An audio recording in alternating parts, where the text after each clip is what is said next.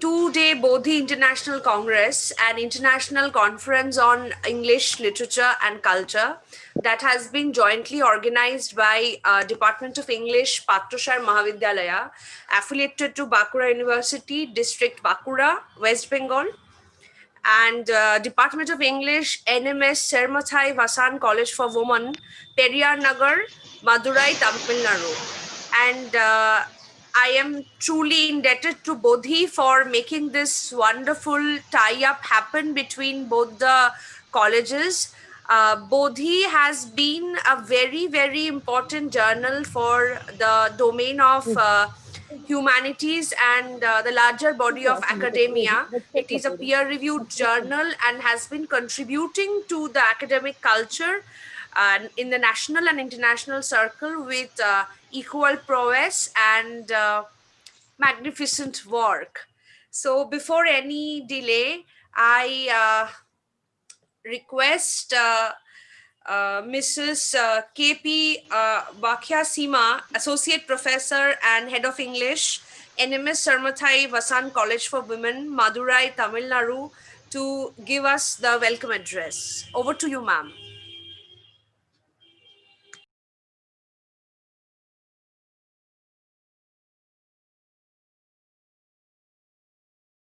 Professor SEEMA, would you please kindly unmute yourself? Thank you, ma'am. Thank you, ma'am. Thank you. And thank you, Ms.APARAJITA MUKHERJEE, ma'am.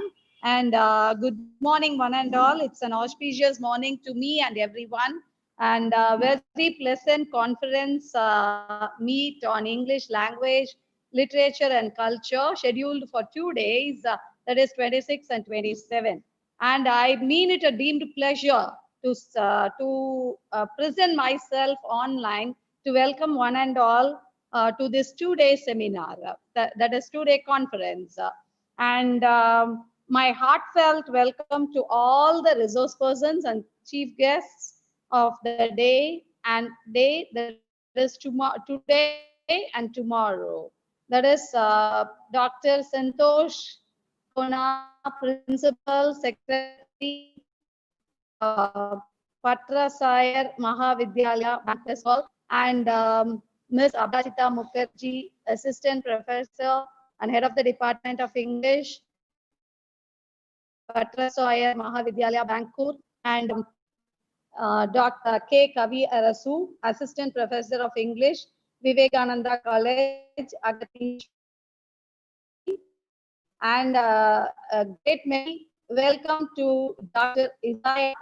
Rafael, Assistant Professor, Department of English Language, and Al-Zan University, Saudi Arabia. I welcome you, sir. I welcome all the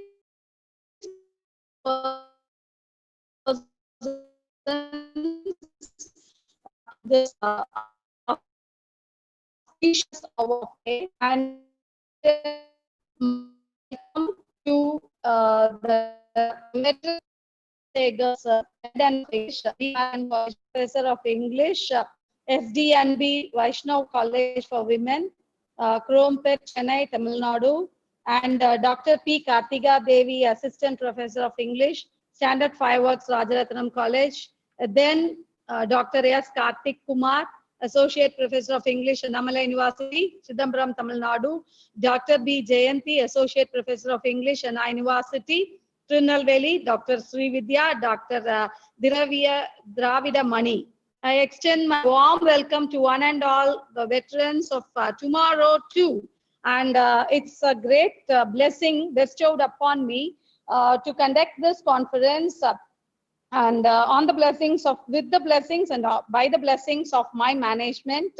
And I welcome my management, Dr.G.MARIS Kumar, President, who is a constant support to this English department, and my heartfelt welcome to my correspondent, the Mr. M. Jayakumar sir, and my secretary, Mr. G. Karikol Raj, whose blessings are always with us, and without whose support I cannot stand before you all. Thank you and welcome them all. And I also extend my heartfelt, friendly welcome to another great Iron Lady of the college, Dr. Mrs. Kartika Rani, for her constant support. I also thank my management and my principal, and I welcome the Herculean who stand before all these endeavor of mine. It's a joint endeavor, and the endeavor be success with the help of Bala sir, and I welcome you, Bala sir, in spite of all the hard work you have put on to make this conference a grand success. I welcome you, sir, and my friendly welcome to all my colleagues, my department friends, my students, and other participants, and other staff members and students of other institutions. And once again, welcome you all to this grand come out with flying colors and to make this endeavor a great one. Thank you very much once again. I welcome you all once again. Thank you, ma'am. Thank you, sir. Thank you so much, ma'am, for your wonderful welcome address to all of us. I now Thank you, request ma'am. Professor Aparajita Mukherjee, Assistant Professor and Head of the Department of English, Patrasayer Mahavidyalaya, to present before us with the concept note. Over to you, madam. Um, at first, I'd like to say good morning to all of you, and I welcome you all once again to this two-day Bodhi International Congress on English Language, Literature and Culture. This international online conference has been organized jointly by Patrasayer Mahavidyalaya Bankura, N.M.S.Sermathai Vasan College for Women Madurai, and Bodhi International Journal of Research in Humanities, Arts and Science. Now, to talk about this conference, that the three words, language, literature, and culture, in their own right, are constantly evolving. And to bring them together under one banner of English language, literature, and culture, it becomes an umbrella concept that mitigates the gap among several disciplines at once. Hence, the primary objective behind this conference is to provide an interdisciplinary platform for the presentation of new advances, new studies in the field of academia. And this presentation will be brought to you by several academicians, research scholars, scientists. And this is a platform to showcase their research and to showcase their studies.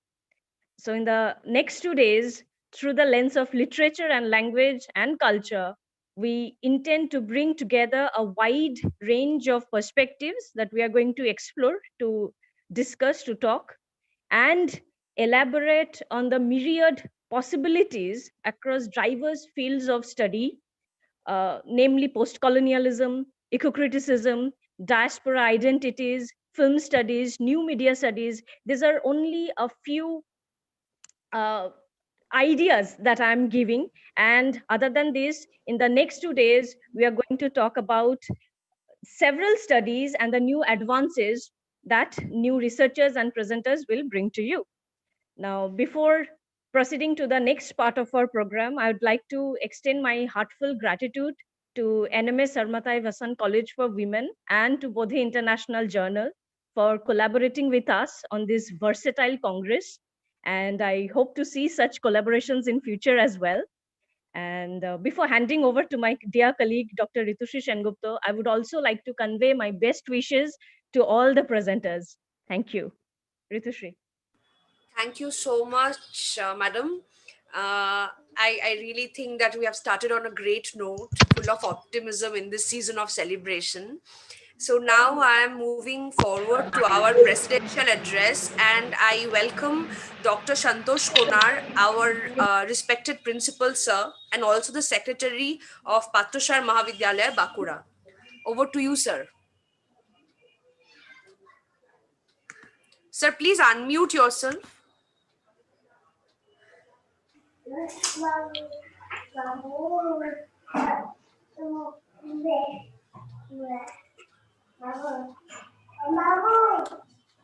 Sir, please unmute yourself. Hand. Take it.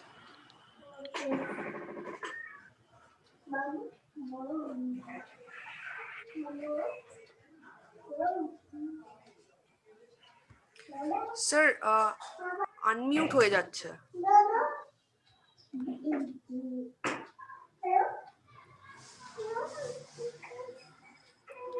Kavi sir, can we unmute Santosh sir?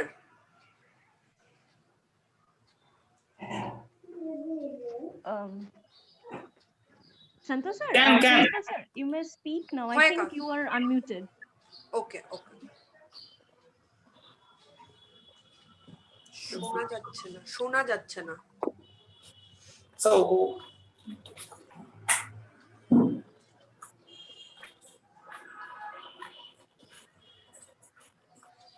Sir, আপনি muted হয়ে আছেন।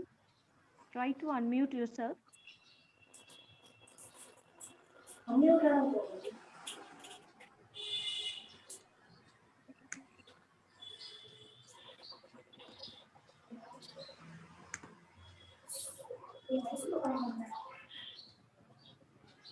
Is there a network problem? I'm not sure. I think he could also try without the earphones. Sir হেডফোনটা ছাড়া try করবেন, হেডফোনটা বোধহয় problem করছে।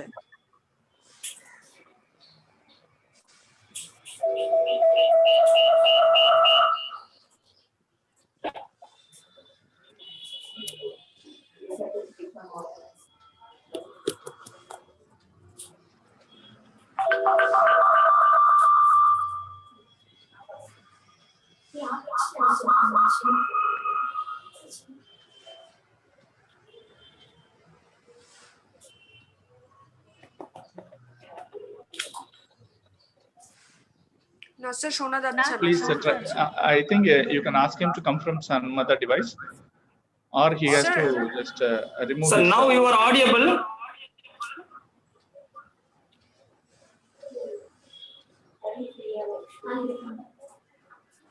Sir mobile থেকে একবার ট্রাই করে দেখবেন, কম্পিউটারে যদি প্রবলেম হয়। And sir, মোবাইল থেকেই ট্রাই করছেন I think.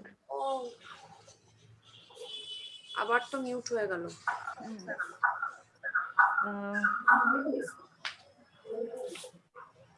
I think he is unmuted now.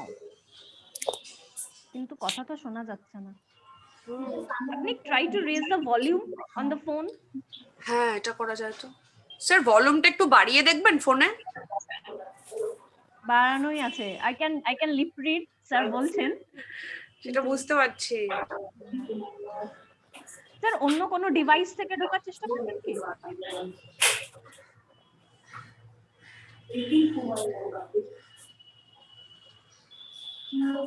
He can connect from some other device. Yes. Yeah, we are trying, sir. We are trying.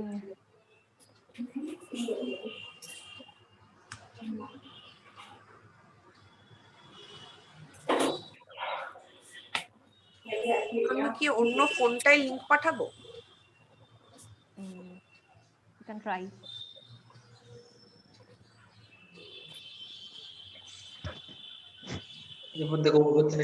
Am I audible? Yes, Perfectly, sir. Yes.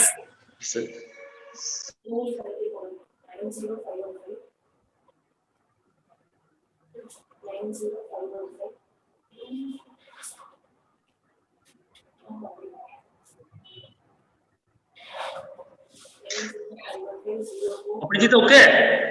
Yes, sir. Perfectly, sir. Namaskar, good morning everyone.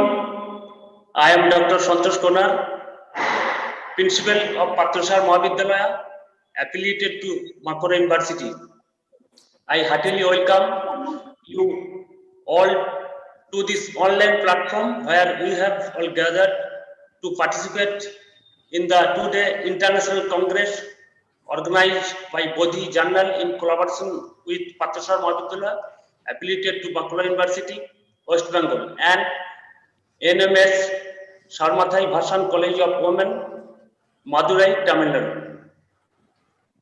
It gives me immense pleasure to say that such diverse collaboration only show the nationwide progress that multidisciplinary studies are ensuring.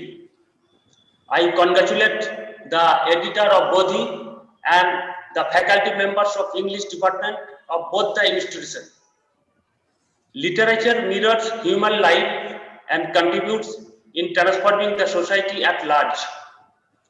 Amidst the pandemic, I have personally realized that it is the solid academic interest of academicians and students that have kept the body of knowledge and updated with every passing day. Literature has the ability to provide us with newer and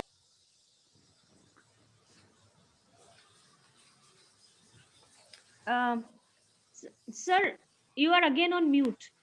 I was much pleased to see the fabulous area of research interest that is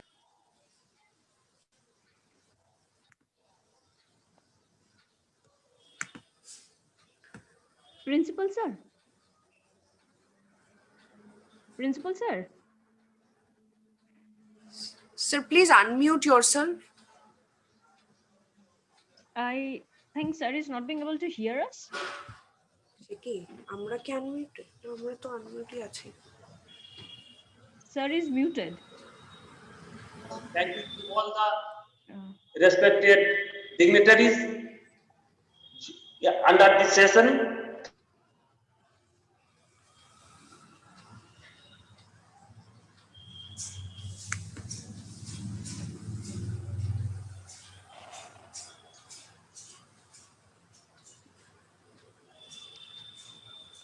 Thank you, sir. I am very glad that in spite of the technical trouble, you have shown us such a support and encouragement. I'm truly indebted and really thankful, both of us, me and Aparajita ma'am, for giving us this wonderful opportunity today. It means a lot to us, sir. Thank you, thank you.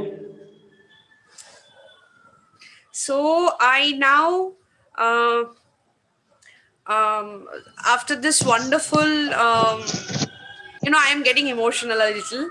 After this wonderful presidential address, I am moving forward to the inaugural address that will be given to us by Dr.G.MARIS Kumar, President, N.M.S.Sermathai Vasan College for Women, Madurai, Tamil Nadu.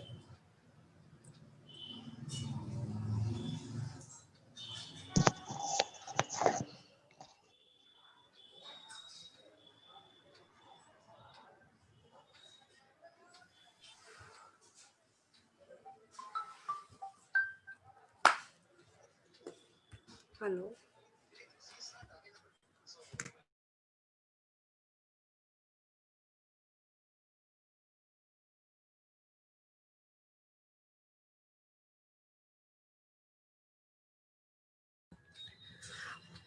A little bit of a change in program, like Principal Sir had some technical glitch, so is Dr. Kumar. So we are not wasting any time and moving to the felicitations. I am more than honored on behalf of Patrasayer College and N.M.S.Sermathai Vasan College to felicitate the dignitaries who are here with us today. I will begin with Mr. M.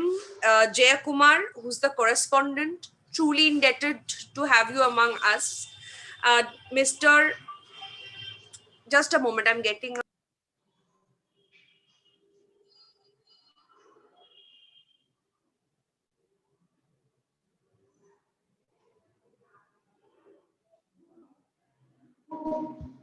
And all the other present dignitaries who are with us. Now I am moving to the vote of thanks, and I welcome Mrs. S. Tamizarasi, Assistant Professor of English, N.M.S.Sermathai Vasan College, to deliver the vote of thanks for this session. Thank you, ma'am. A very glad and a delightful morning to one and all gathered here. We can make our plans, but the Lord determines our steps. Proverbs 16:9. Today is the day determined for us by our Lord. I first of all wholeheartedly give thanks to the Lord because of His righteousness rendered towards us. His blessings will be with us today and for tomorrow, the forthcoming days also.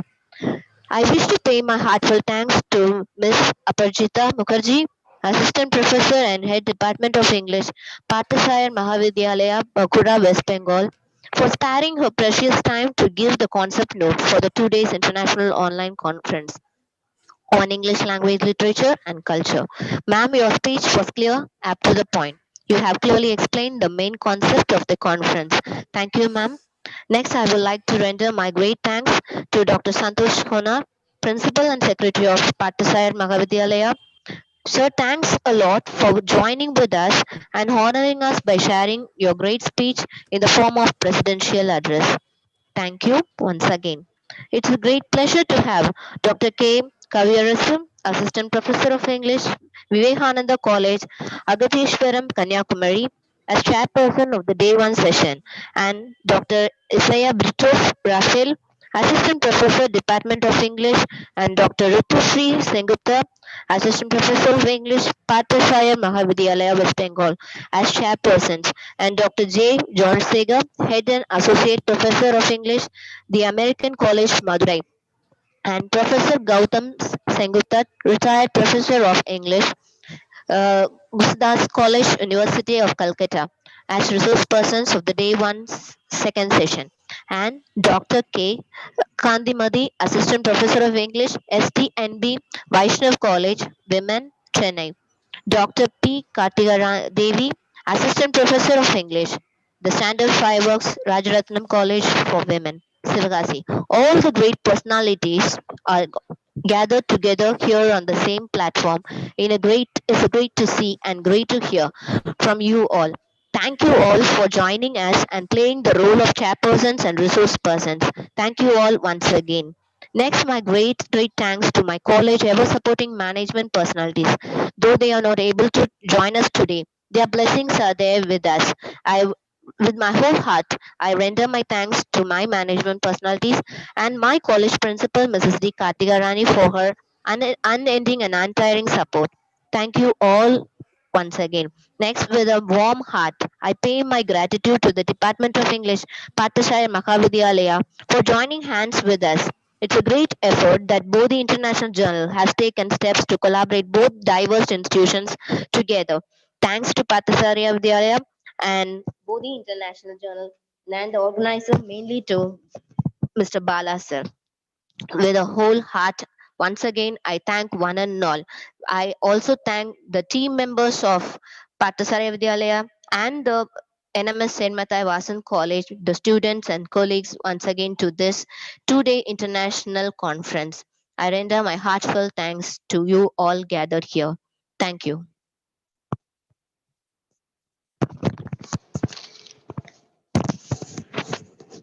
Thank you so much, madam. It was really a very, very kind way of putting the vote of thanks. And we Thank are you, ma'am. truly indebted to you. Now, we are moving towards the keynote address. And we have as our chairperson Dr. K. Kavirasu, Assistant Professor of English, Vivekananda College, Agatheswaram, Kanyakumari, Tamil Nadu. And as our resource person, we have Dr. Isaiah Brito Rafael, an Assistant Professor of English, English Language Institute, Al Jazan University, Jazan, Saudi Arabia. Over to you, Kavi sir.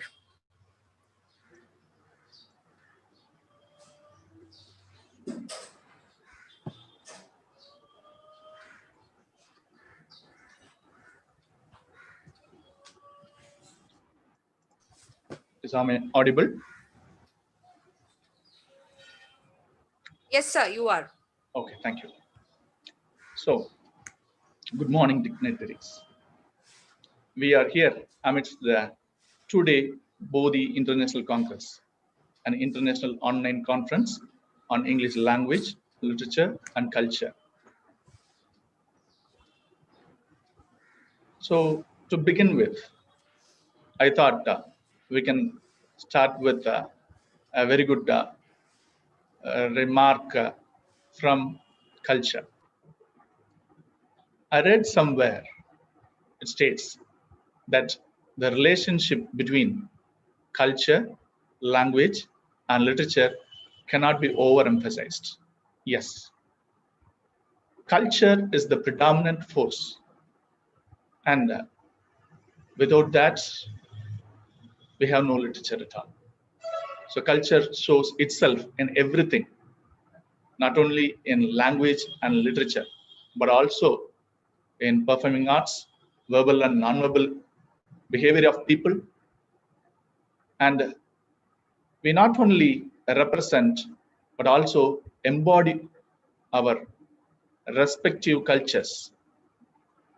Cultures may differ in codes, conducts, customs, conventions, contraceptions, costumes or clothings, courtesies, conversation or communication, clock time, concepts, conventions, calendars, currencies, contacts, contracts, collaborations, and competitions.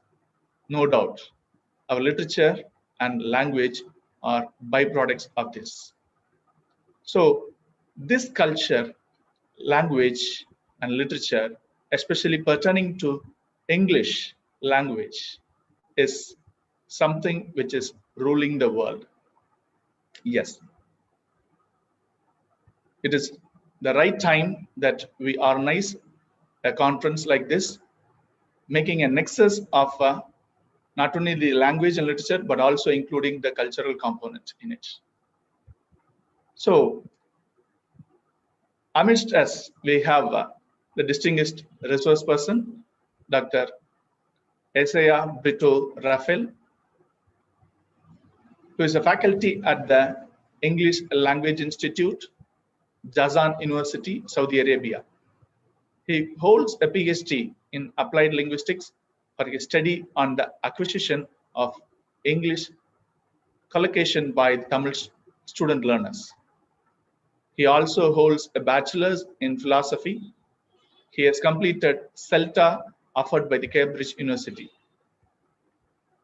In a teaching career spanning 15 years, he has been actively involved in curriculum design, training, and planning assessment portfolios. He has presented research papers in international conferences and webinars across the world and has published several articles as well. His fields of interest are applied linguistics, corpus linguistics, and literary theories and criticism. So we have the right person to deliver the keynote address. Over to you, sir. I will get back to you in the concluding remarks. Thank you, Dr. Kaviyarasu, for your wonderful words of introduction and welcome. I'm really happy and honored to be a part of this Bodhi International Congress. And I thank Dr. Balakrishnan, the editor of Bodhi International Journal,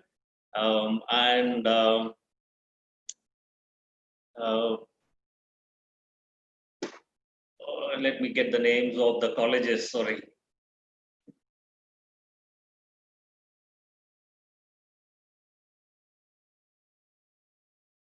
Yes.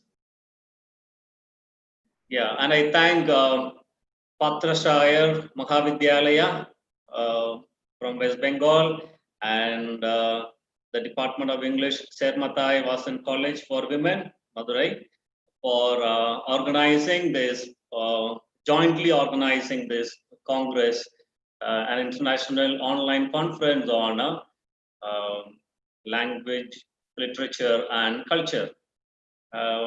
Before I go on to the keynote address, let me share the screen first.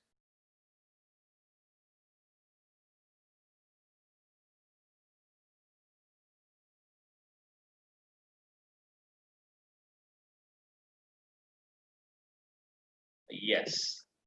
Can you see the screen? Yeah, great. So, yes. Our topic of this online conference is English language, literature, and culture.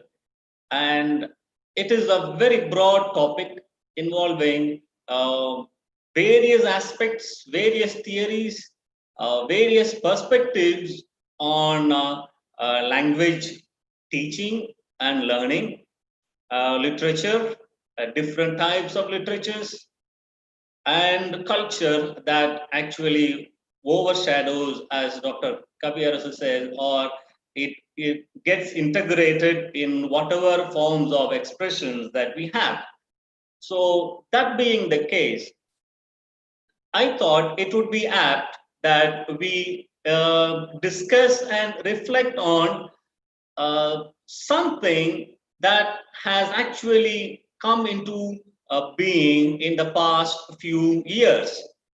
It has greatly influenced how we perceive or how we discuss or talk about literature, how we engage our students and learners in language learning, and how we perceive culture. So there is a great transition that has taken place and is continuing to take place.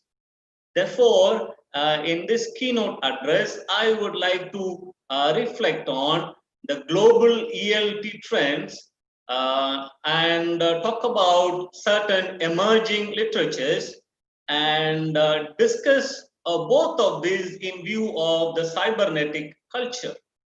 Now, we always talk about what is mainstream and what is not mainstream, the counterculture, for example. We as literature and language enthusiasts, we always say that we need to go with the mainstream. But over the centuries, we have realized that what is not mainstream at one particular age becomes the mainstream at a later age. We begin to accept what is being produced in a sort of counterculture.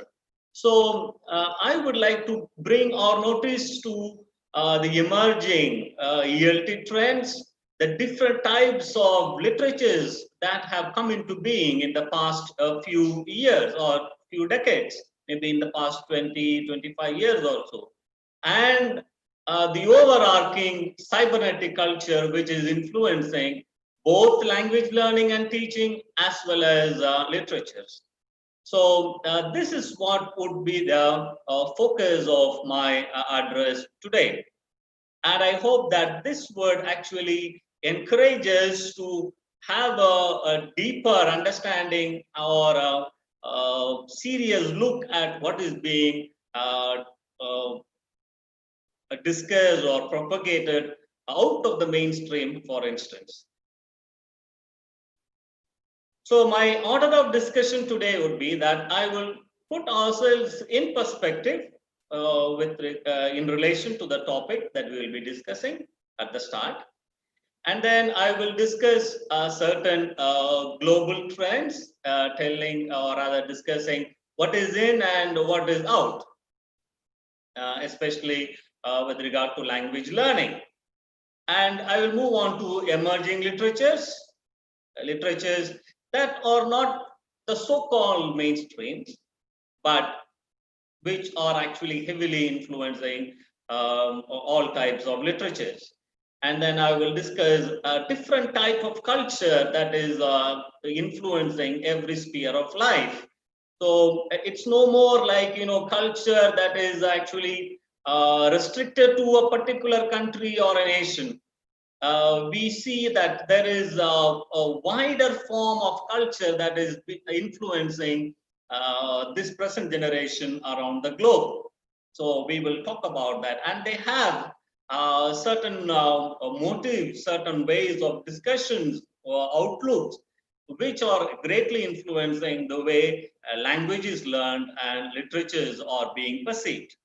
And finally, I will conclude with some remarks, which would in fact lead us to a greater awareness and perspective towards the emerging context. Now we see that, as I had mentioned a little while ago, the world of learning is changing at an ever increasing rate. We have seen that in the past few years, for example, in the past 20, 25 years, after the internet boom, the way people learn and the way people teach have completely changed. Although certain traditional methods and tools still exist, but they have actually adapted to the prevailing trends. So there is a kind of a flux between traditional and innovative ways with regard to how we learn, how we teach, and how we acquire knowledge. So we find that in this present scenario, we human beings are very impatient. We want to get things done quickly, and we are very edgy and hungry for knowledge. So everything is now at the click of a mouse or on your smartphone. So every type of knowledge that you want is readily available. So we find that at the present time, knowledge is being spread across the world in a wider manner, and it is readily available, but with very little words. You don't keep talking or expressing yourself in a wordy kind of way. So you have to express with as little words as possible, like we have the SMSs and the Twitter, for example.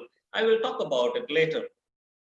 And with regard to reading itself, earlier, a traditional way of reading would be that we would be like sitting alone, solitary in a closed kind of environment. It's a kind of linear kind of reading. You take the book and read only that book and try to get involved into what the writer is trying to portray in that book.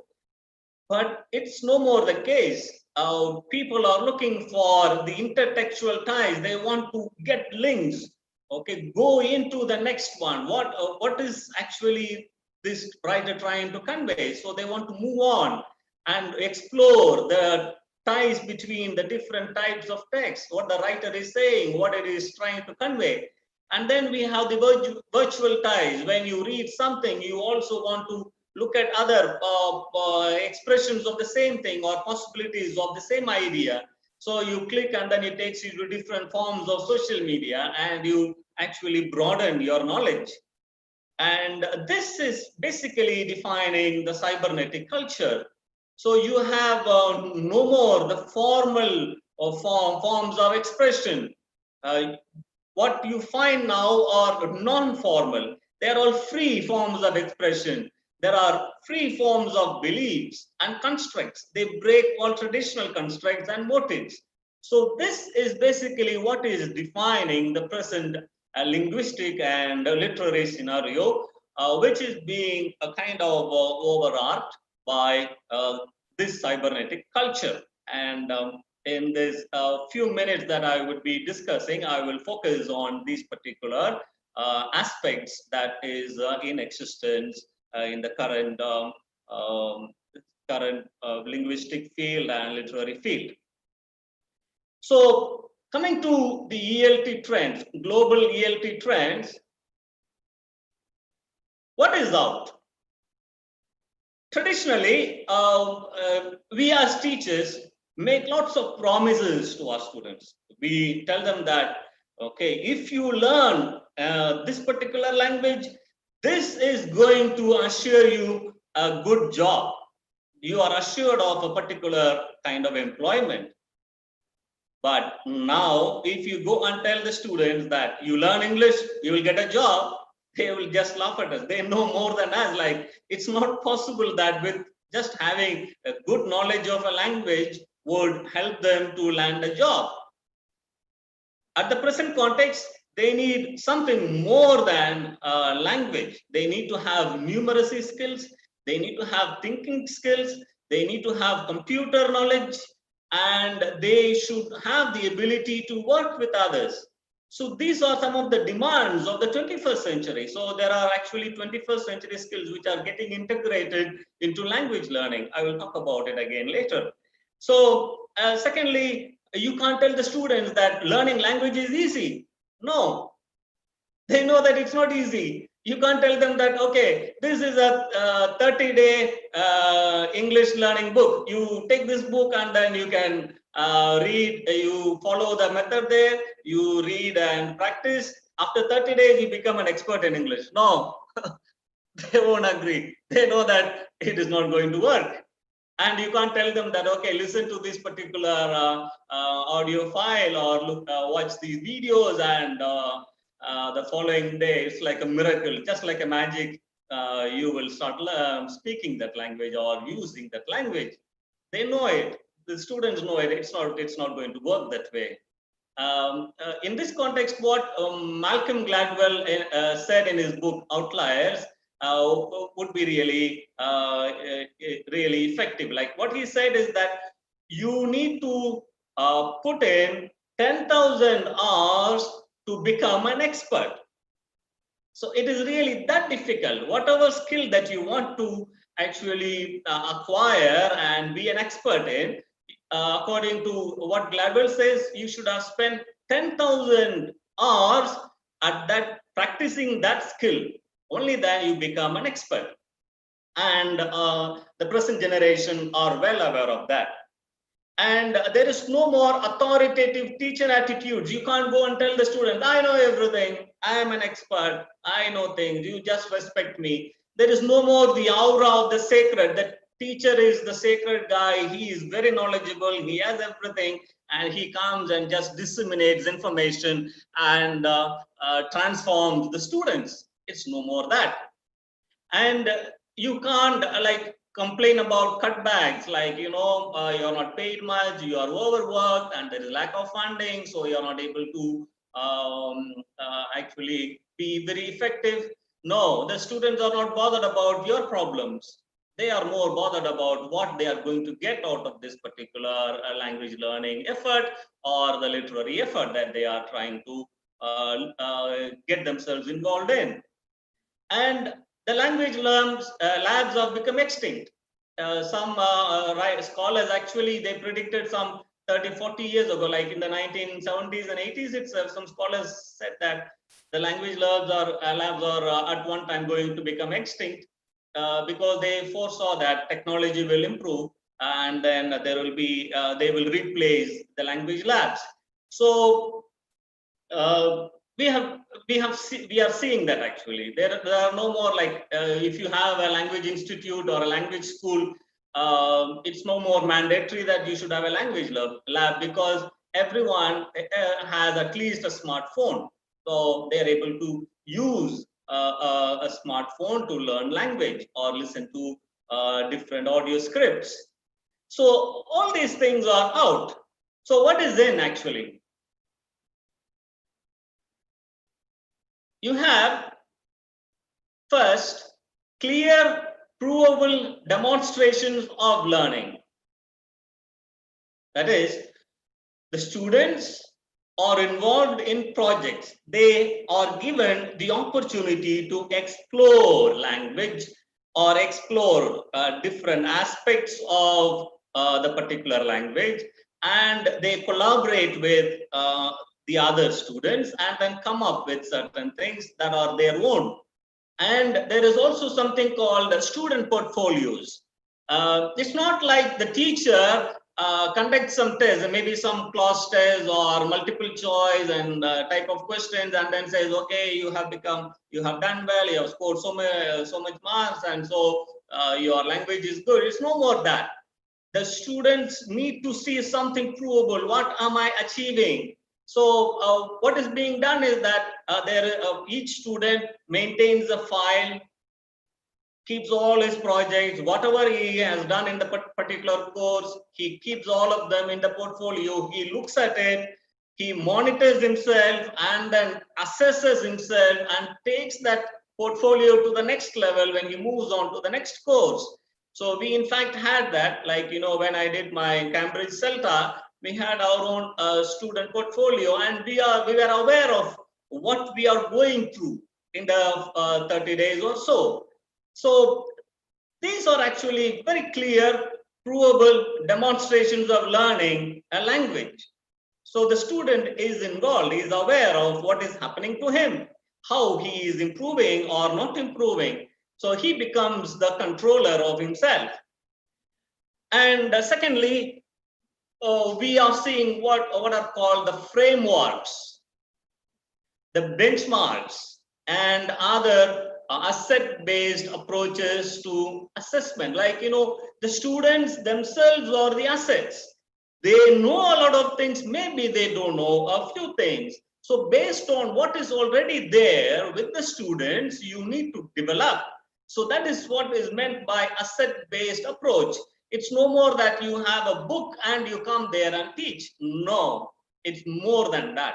So you have to build on what the student already knows, and based on the strengths and the weakness of the students, you approach language teaching and language learning. So this has come into effect.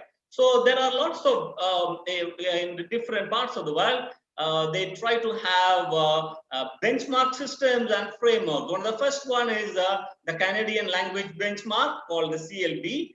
And the most famous one, which is becoming popular around the world, is the CEFR, the Common European Framework of Reference for Languages. And we are using it in our Language Institute as well.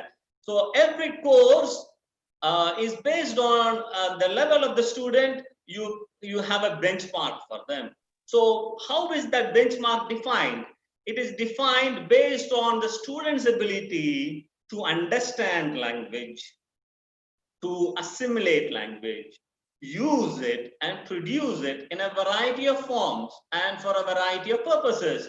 So based on that, there is all these things are influencing the framework, and they in turn influence textbooks, and the textbooks are mostly interactive and collaborative kind of textbooks, which actually work on what the students' assets already are. So you actually you ask questions like, what do my students already know? And then proceed to the next question, like, how am I going to make my students grow from what they already know? So this what and how is what is defining these frameworks and language learning as well.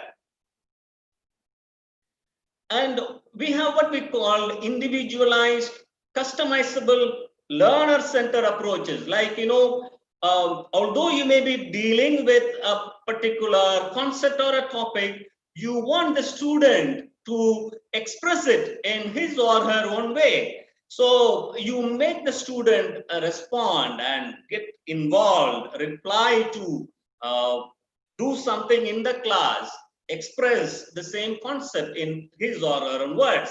So you try to celebrate a student's individual talents, his or her attitudes and skills. So that way you get the language learning itself kind of student-centered, and student participation is the key, is the most important thing in the recent or the emerging global ELT trend.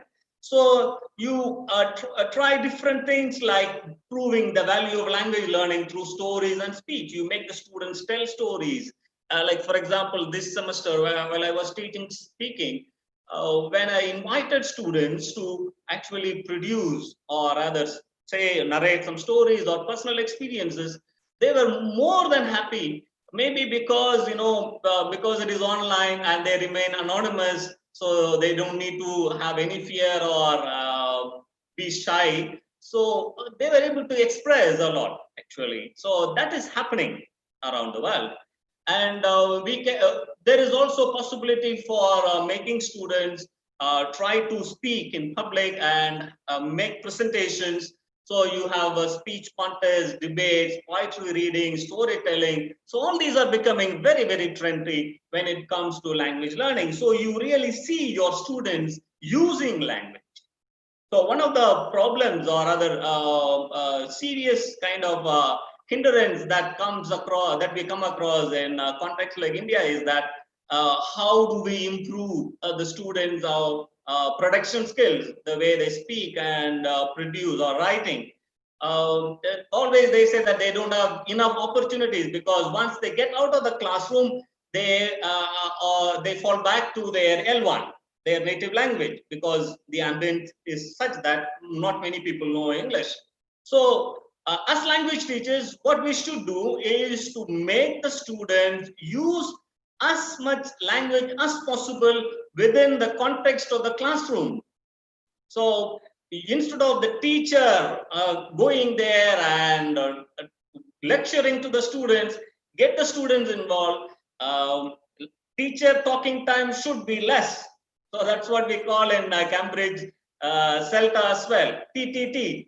They are very, very concerned about it. They are very strict with that. The teacher talking time should be less and student talking time should be more. So it should be less than 20% for the teacher and nearly 80% for the student. The teacher just need to post things to the student, and the student has to get involved in language learning. So that is a concept that is really getting really popular around the world. Then, using technology for language learning. Now, I talked about portfolios, having files and all that. Now it's possible with the advancement in technology, you can have digital portfolios. So everything can be stored. The student can just carry around in his mobile his progress, what he has achieved, what he needs to work on, and he can even store his own student videos. He can write blogs. He can produce wikis, registering his knowledge, and produce podcasts. So they are well aware of what they are actually going through. And technologies also, they facilitate student learning. Like you have synchronous versus asynchronous learning. Like synchronous learning means like a classroom, you do it online through Skype or Moodle or LMS platforms like Blackboard and other Zoom. So you try to teach, the same thing to the same students, so everyone gets trained in the same aspect. But you also have asynchronous methods, like, encourage students to write their own blogs, express themselves. So asynchronous learning is actually fast catching up with lots of projects that are being done by students.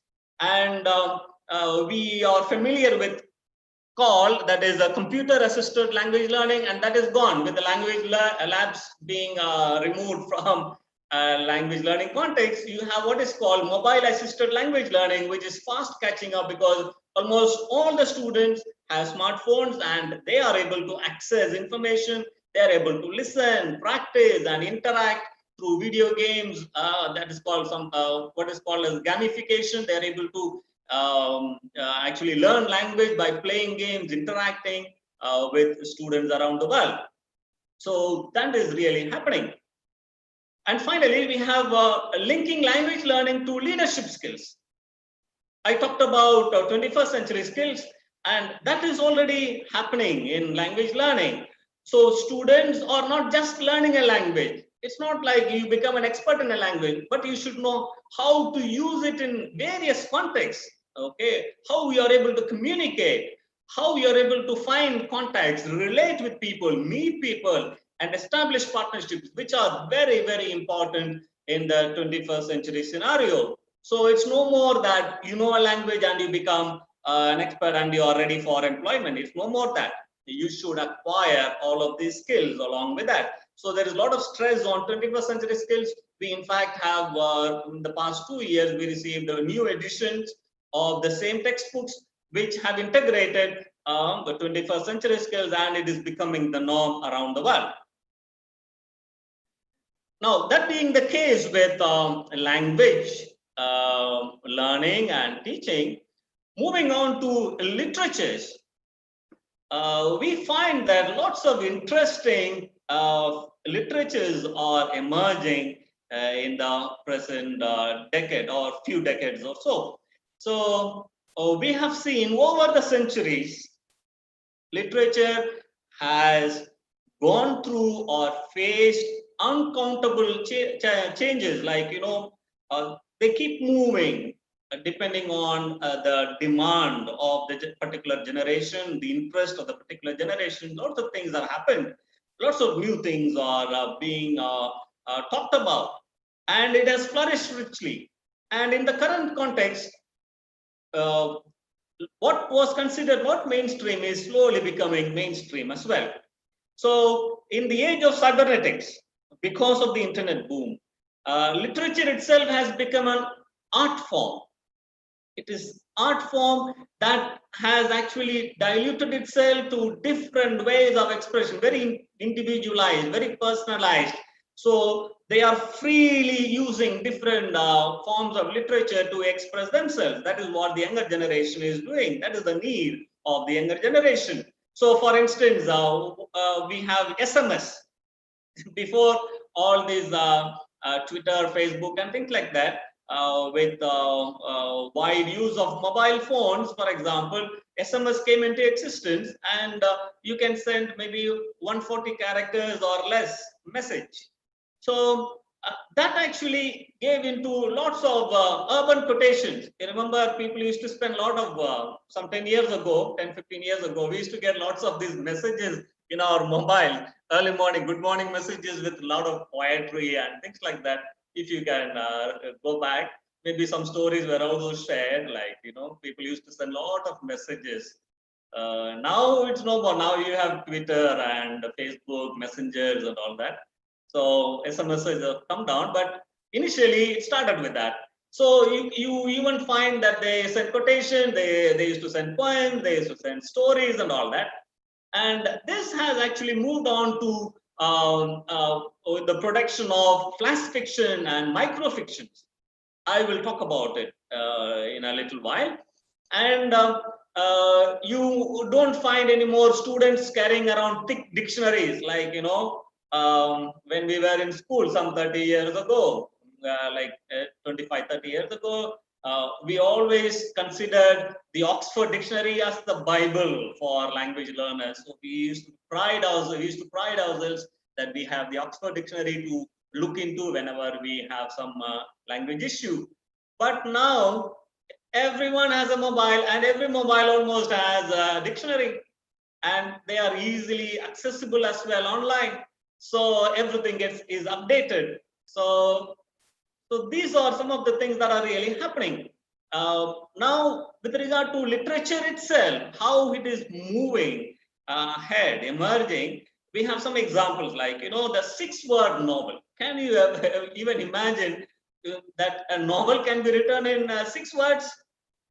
Like, you have people like Hardy and Dickens, Charles Dickens, like, they must be turning in their grave. Like, you tell them that you can write a novel in 6 words, like, because they used to write lots of descriptive novels. They describe a lot of things, the landscape, the situation, and all that.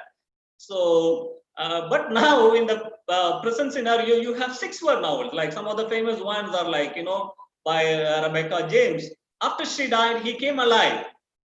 Now, this is just a simple statement, but every reader who reads it will actually think about that particular incident in his or her own way and develop his own story or her own story. So that is what a 6-word novel does. It is more readerly than writerly. More importance is given to the reader. The reader is able to conceive a lot from those few words. And you have like 1 gun, 2 shots, 3 dead, and you actually start imagining what has really happened, and that is by Marcy. So these are some examples of 6-word novels. So basically, what we are seeing now is what Roland Barthes once declared, that there is going to be the death of the author. So it is no more the writer who is going to actually tell the reader everything, every little thing. No, the reader can imagine a lot of things in the present context, and that is really happening. And then you have blogging sites. Anyone who wants to actually express himself through poetry or fiction or short story or thriller or whatever form of literature someone is comfortable in, they use the blogging sites to express themselves, and it is really happening. So you have flash fiction. So you have restricted words. Within few words, you need to really express yourself, and the idea has to be flashy and catchy. So that is the core concept of flash fictions. Like, Aesop's fables, they are famous because they are very short, and they actually strike what they want to really convey to the reader. So that's why they are really famous around the world. And even famous writers like O. Henry, Ernest Hemingway, Anton Chekhov, they tried very short forms of literature called flash fiction, very short forms of novels, and they have been very, very popular as well. So they are basically the pioneers of this flash fiction. Now, coming to kind of, before I move on to the other emerging countercultural or cybernetic cultural forms of fiction, I would like to focus on certain emerging types of literatures which are gaining current in the present scenario. Some of them, not all of them. You can keep exploring after, maybe after this conference, you can explore all these emerging literatures. One of the most famous ones is Mythopia, where there is a retelling of the myth, a creative retelling of the myth. Mythopia literally means myth making or mythos making. It's a Greek word. So meaning would be mythos making. It is taken from Tolkien's poem of the same name. And what writers now or novelists now are doing is that they are retelling myths, or they're producing newer myths. And this is actually gaining a lot of readers. So you have examples like Sita by Amish. It's an Indian one. There are other Indians as well who are writing that. Then you have Hunger Games, a Song of Ice and Fire. Actually, that is actually the base on which Game of Thrones is being produced, the TV series, the famous TV series.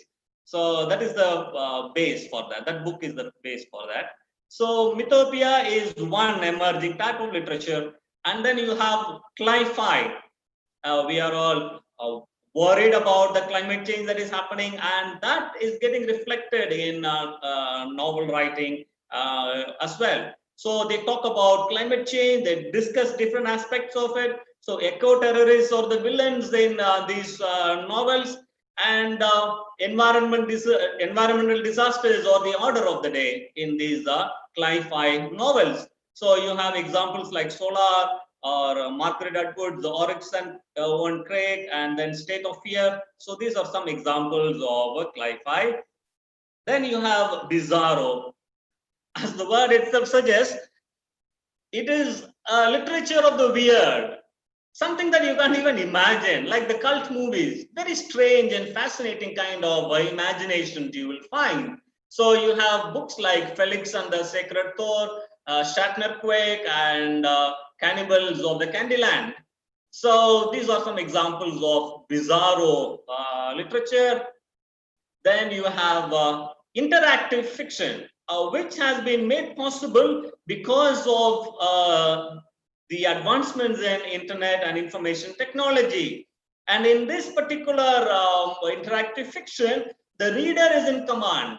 He can click the hyperlink and move on to the connected kind of text. So they actually blur the lines between the real and the virtual. They somehow take you to another world altogether. So there will be a lot of embedded links. So you begin to think, what will happen next? What if this is the thing? So you click the link and it takes you to the next part of the novel. So with Random House and DC Publishing publishing all these kind of these interactive fiction, they are actually gaining a lot of ground. Then this is something very interesting, minimalism. We are aware of this concept, especially after the after post-structuralism and post-colonialism. We have this minimalism that has come into effect, where the authors use very short sentences, very terse writing style. They don't explain, they don't write paragraphs, big paragraphs. Okay, they don't use big adjectives or adverbs or meaningless details. Okay, they restrict everything to a minimum, thereby allowing the reader to just open up his imagination, explore different possibilities. So minimalist writing is actually gaining ground. So you have famous examples like Lullaby, The Mind's Eye, then Automated Alice. So all these are examples of minimalist literature, and it is becoming really, really famous because they believe the reader has the capacity to actually imagine or widen the scope of a particular narrative. Then we have what is called the lucid fiction. Lucid itself would talk about, would mean that it is about dreams. So it talks about dreams as reality. So the writer's ideas and dreams become the reality of a book. It's quite strange. The writer writes from his dream. So you may not find that in real life. They may not be real life based, but it's a dream that is written as a book. So you have examples like lucid fiction. It's a collection of short stories, and then you have breathing in color. Then you have lucid dreams, like dream runner. So these are some examples of lucid fiction. Then we come to what is really a part of the current cybernetic culture, that is Twitter fiction or Twitcher. Twitcher is a kind of literature. So in Twitter fiction, you have original works, self-contained works of fiction in each tweet. So published by different people. Anyone can produce. You don't need a publisher. You can express yourself. And there have even been TV series produced based on the tweets of a particular writer. I forget the name of that particular TV series.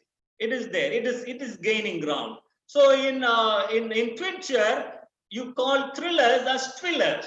You call haikus as twaikus. You call short stories as twist stories or twisters. So this is how Twitter fiction is actually becoming famous. It has become fab, so everyone loves this. They love short fiction, short poems, short haikus, and short stories. So it's an expression of actually postmodern literature. So they share the characteristics of microfiction, in printed form of this flash fiction or microfiction. You have certain characteristics like brevity, multiple meaning, and intertextual ties. So that is actually is the base for this Twitter fiction or Twitcher. So brevity is the key, and those words that are used, they have multiple meanings, and there are always intertextual ties, connected ties, okay, between the text and the reader can just click that link and then move on to what is happening next. So these are some of the emerging literatures that you find in the present global trend. Now, let me talk about cybernetic culture. We always talk about culture as something that is the base on which a particular nation is built. A thought process happens in a particular nation or a country. So we have like Indian culture, American culture, Arabic culture, and all that.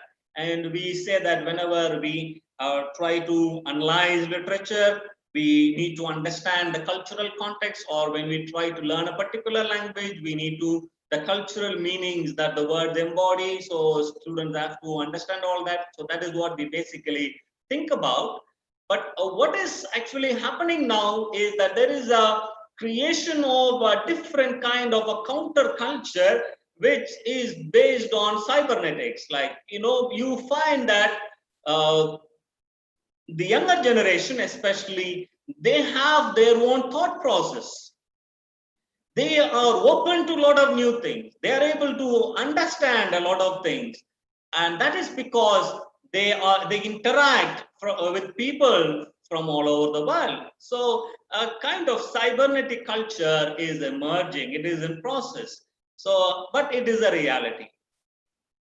But usually literary purists and linguistic purists, they actually slam the cybernetic culture for two things. Like the literary purists will say that they are degrading the classics and the conventions of literature. They are not able to bear this particular modifications that are being done by the cybernetic younger generation.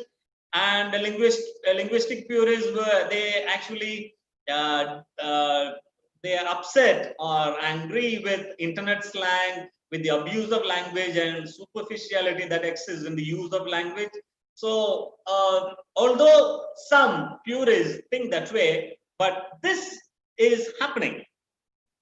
This cybernetic thinking and culture is happening, and it is producing language, and it is producing literature, and that is a reality. So for example, they this cybernetic generation, they actually summarize or retell different novels in their own words in just 2 or 3 sentences, like, you know, Salinger's Catcher in the Rye. If you have read that novel, it's an interesting novel. It was when it was published in America, it was banned actually. I remember doing that in our bachelor's.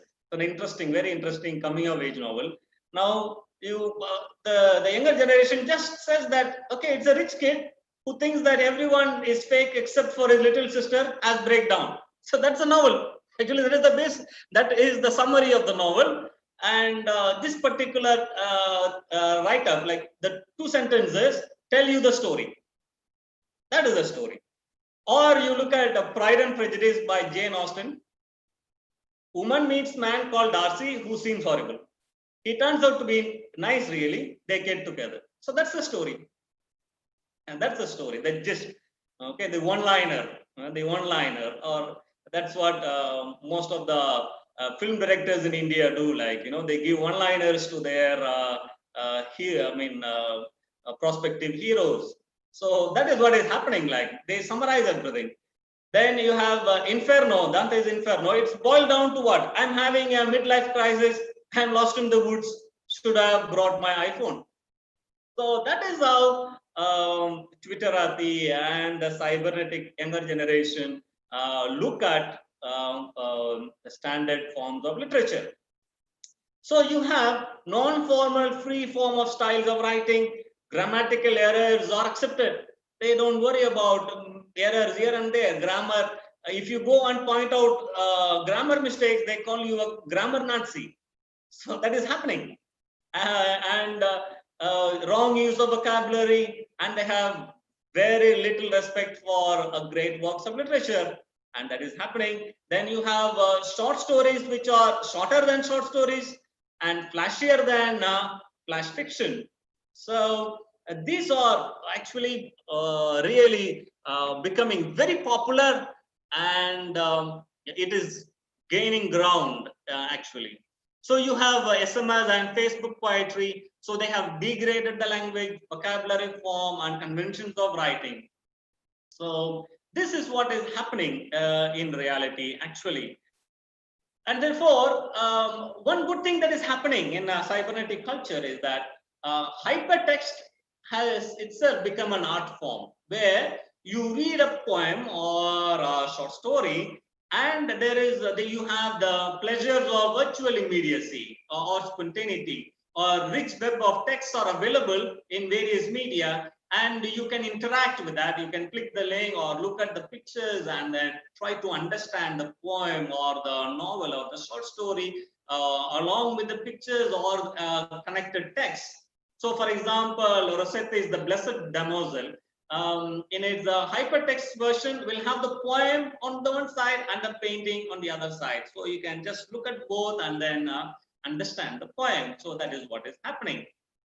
Now, finally, like, you know, earlier, something of a fancy, like people loved writing diaries. Now it has become a talk of the past. Now people are actually reliving memories through Facebook, Twitter, and other networking sites.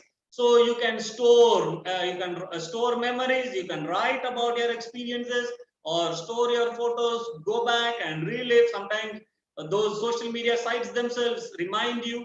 So this is happening. So there's a lot of change in even diary writing.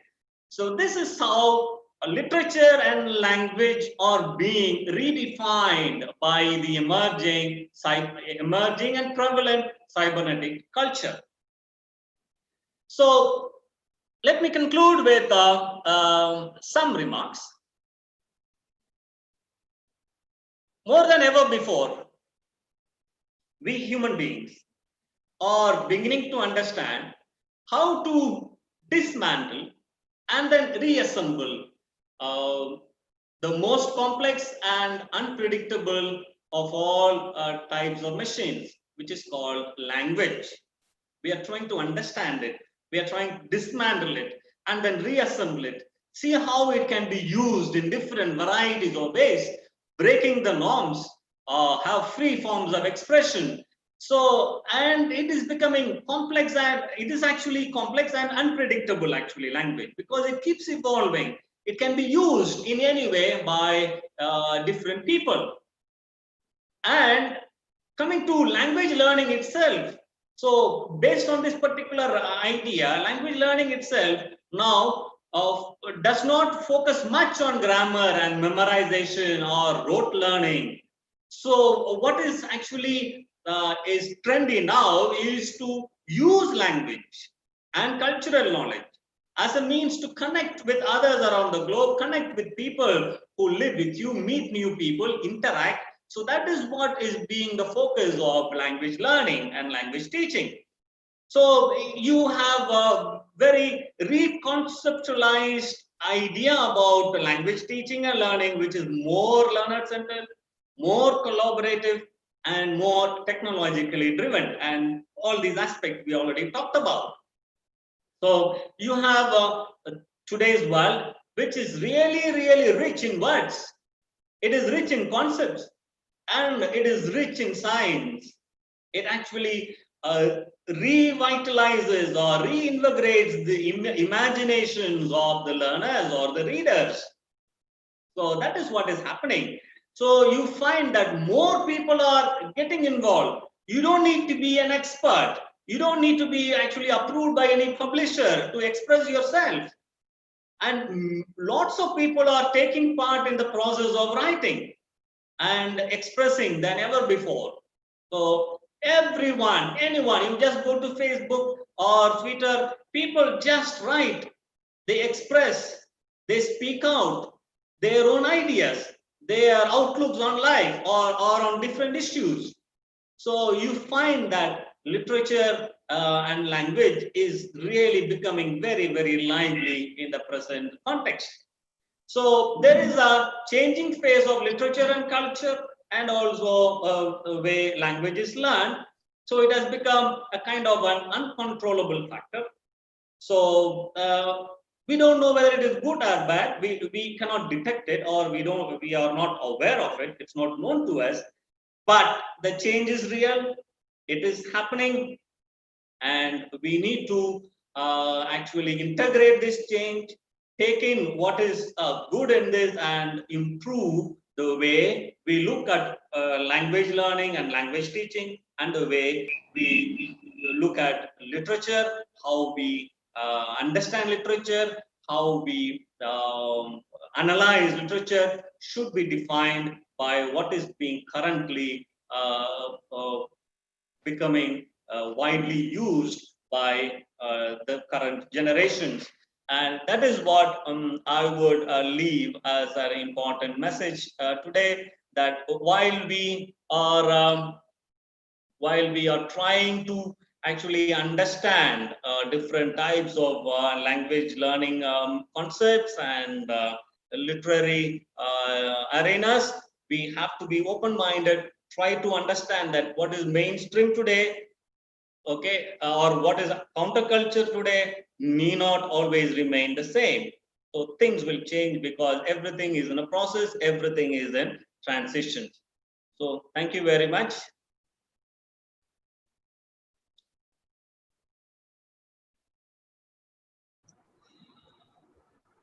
So thank you, sir, for giving us the glimpses of the changing trends in English language, literature, and culture. Though English language has emerged in the recent past, it has undergone a vast evolution, starting from translating and imitating classics from other established languages to establishing its own literature across the world, irrespective of language and culture boundaries, English has become universal. As English language attracts words from various languages across the world, its culture also has started assimilating alien cultures by adapting its cultural vocabulary and literature, that is, language and literature. In this postmodern scenario, rather post-pandemic scenario, people say teaching English language has now become a cakewalk with the assistance of technology. So in this context, Dr. Isaiah Brito Raphael has made a relevant keynote address emphasizing the global ELT trends, emerging literatures, and cybernetic culture. In the global ELT trends, students' participation is the prime factor, as Sir said. Yet, there is not much awareness amidst them. This is the reality here. So we are in a transition stage. So in this transition stage, the teachers should be well equipped with these modern tools. Hope this session has become an eye-opener for those people who are not aware of these modern trends. So Dr. Brito has rightly said that literature in this techno era has also taken different shapes. The emerging literature is indeed a paradigm shift. From the monotonous static stance, literature has become dynamic and interactive. In fact, which is a milestone in the writing or the production or the creative arts.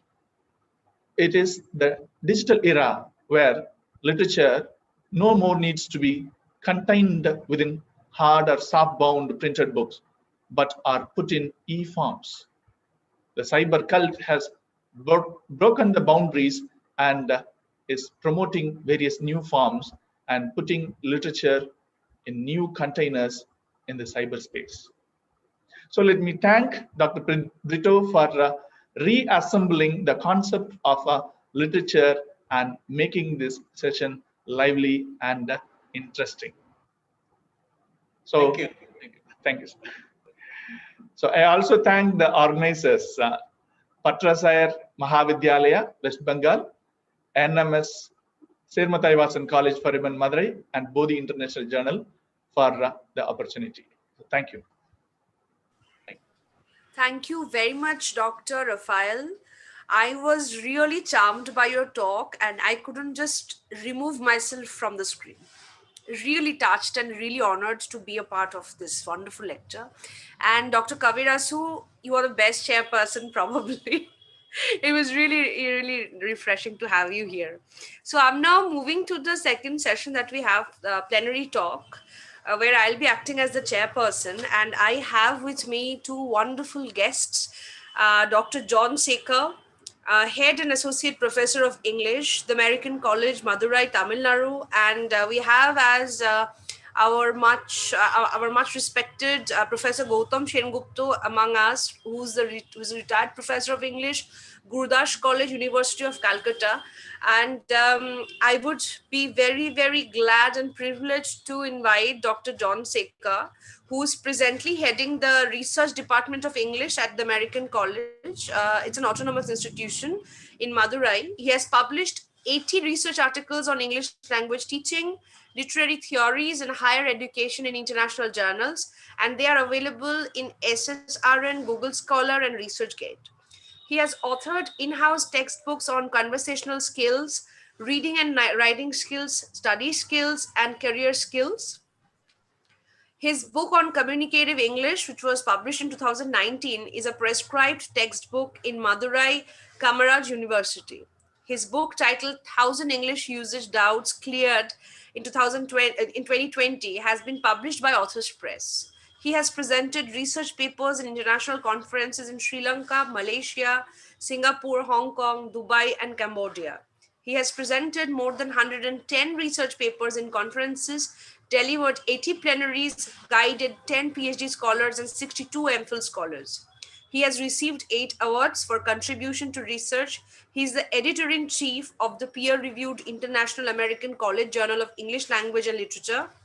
He's an accredited educator of PhD thesis in 10 universities across the country. Dr. Sekhar, it's a privilege to have you amongst us on this International English Congress that we have jointly organized. Over to you, sir.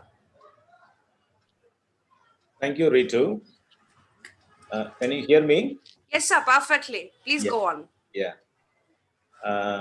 Respected organizers and my illustrious alumnus and the speaker who I was listening to, Dr. Isaiah Brito,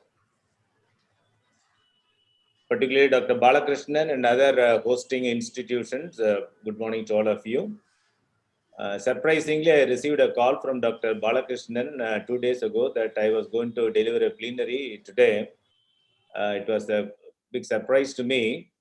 Perhaps it's Christmas holidays. He would have thought that I would be out of station, and therefore, or would have taken little liberty with me that whenever he invites me, I would be able to join him if I am available. And I asked him on what topic he could deliver. He said anything on language. So friends, I thought that I could share with you some of my ideas about the need for English language teachers in India to broad base their knowledge, other than literary knowledge. For historical reasons, all English language teachers are basically English literature teachers. We are all well trained for a minimum of 5 years in English literature. And perhaps if you had done your MA 20 years ago, most of the courses that you would have had on your MA curriculum would have been British literature, maybe a course on American literature. But now people who have graduated in the recent past would have had a number of other literatures also. But again, once we enter this profession as college teachers, we are expected to play a different role for which we are not prepared through curriculum. Curriculum prepares us either BA or at the master's level, and most of us have done our PhD in literature. And once we become a teachers, college teachers, we are expected to play altogether a different role, a role that is expected of us, but we have not pedagogically prepared ourselves for fulfilling or playing that role. That is English language teachers. So some of the teachers who are fortunate enough to go to Central Institute of English and Foreign Languages, now what is called FLU, or other universities, they would have taken some diploma course in the teaching of English as a second language. And majority of the teachers, I don't know to say anything about the school teachers, majority of the college teachers, they are teaching English as a language through literature, because that is the area in which we got very strong knowledge, and we are also certified by universities at the master's level or MPhil level or PhD level.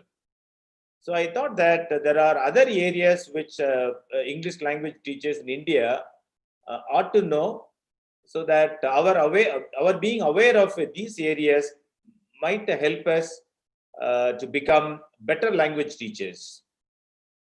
There are so many methods we don't talk about in literature, but as far as language teaching is concerned, particularly English language teaching is concerned, now we are using a number of imported methods, approaches, except N.S. Prabhu's second language pedagogy.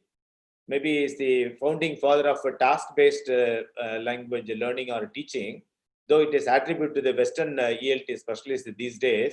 But I think that if this Bangalore project, task-based language learning started. So other than this particular method, I don't think that India, which has been a consumer country of the English language for nearly 300 years, I don't think that our country or English academia in India has evolved any method or approach that fits Indian classroom. So somehow now that when you talk to accrediting agencies like NAC or supervising agencies like UGC, or universities or prospective employers.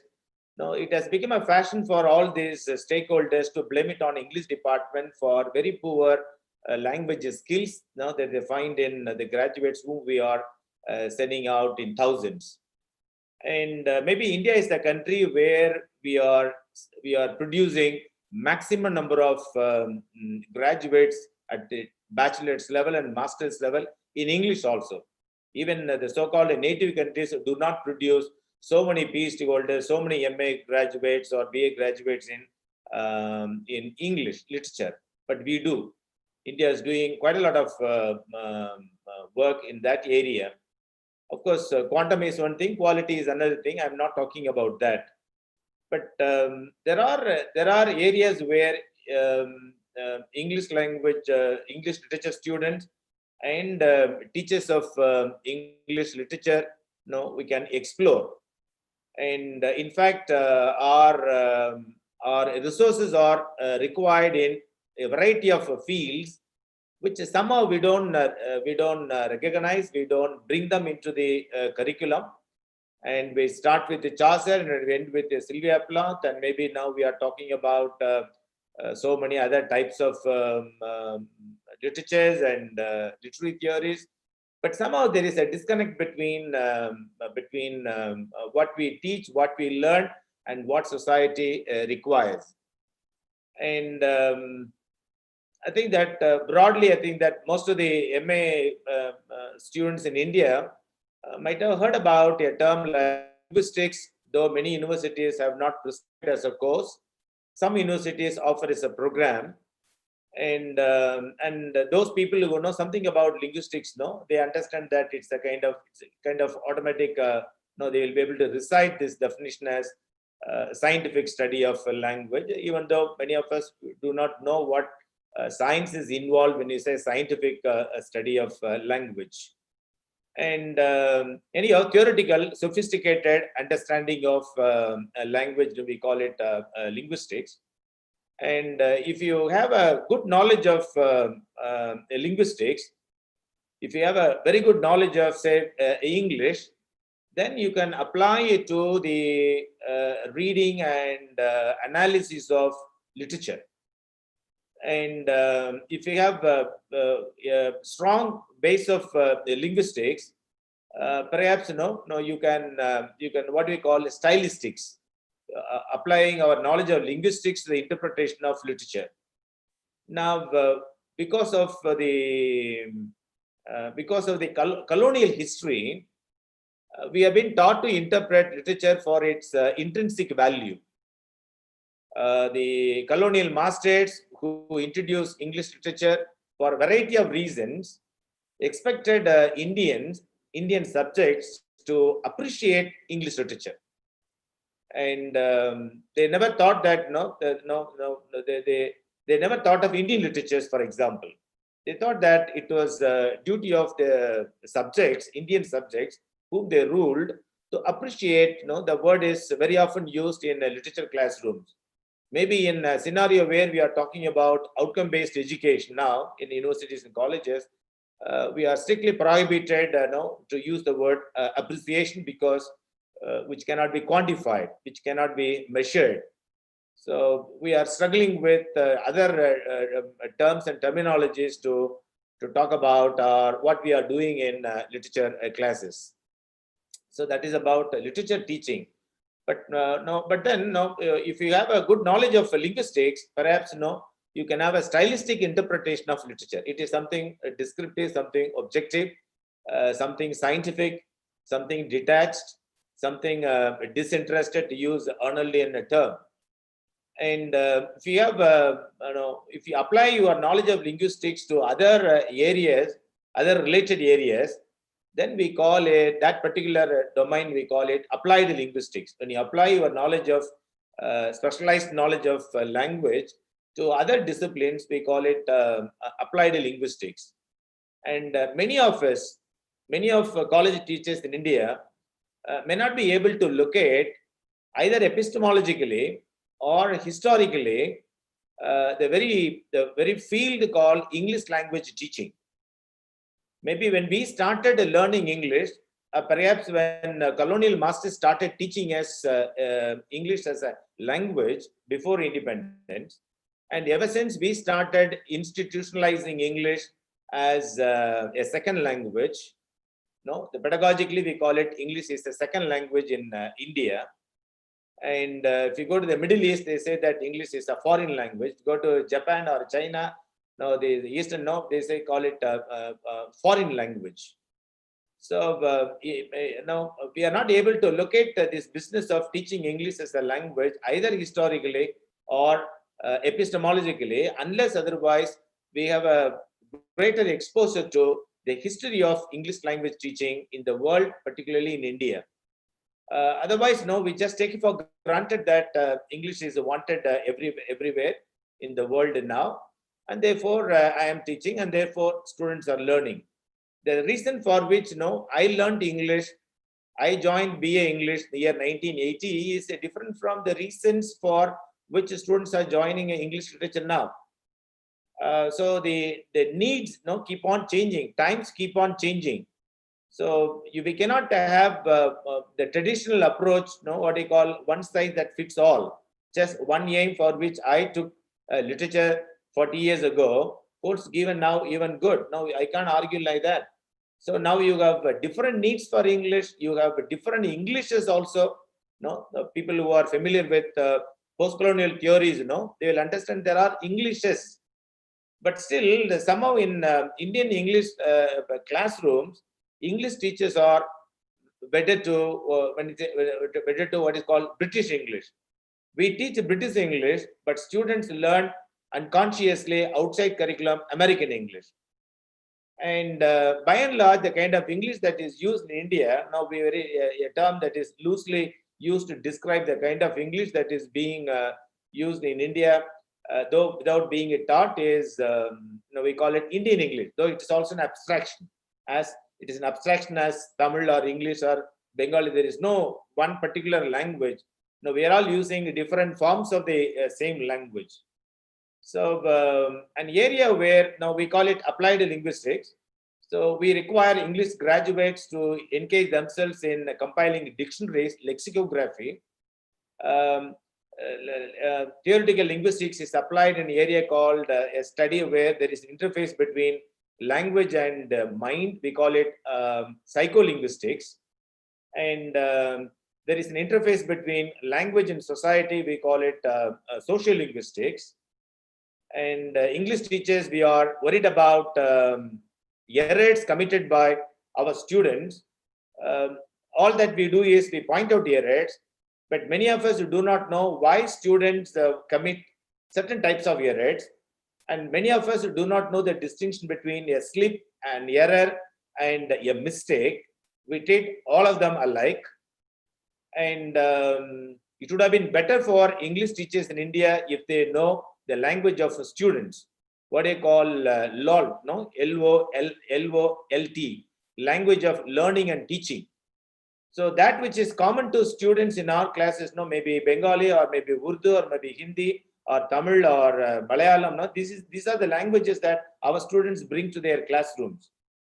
And if teachers know specialized, if they have a specialized knowledge of Tamil or Bengali or Urdu, perhaps they'll be able to make a comparative study of English and these Indian languages, which our learners know already. And it is better for students to learn a new language with the help of languages with which they are already familiar. But somehow, due to the colonial hangover, English language teachers or English teachers do not appreciate, though theoretically we are talking about several approaches, somehow know that we don't appreciate any other approach other than what we call a particular approach or a particular method called direct method. We don't appreciate students using local languages in their classes. Okay, but now using two, three languages simultaneously, particularly the language of learning and teaching. Language of learning, teaching may be English, but the students also have brought their own language to the classroom, which will be serving as a good language repertoire.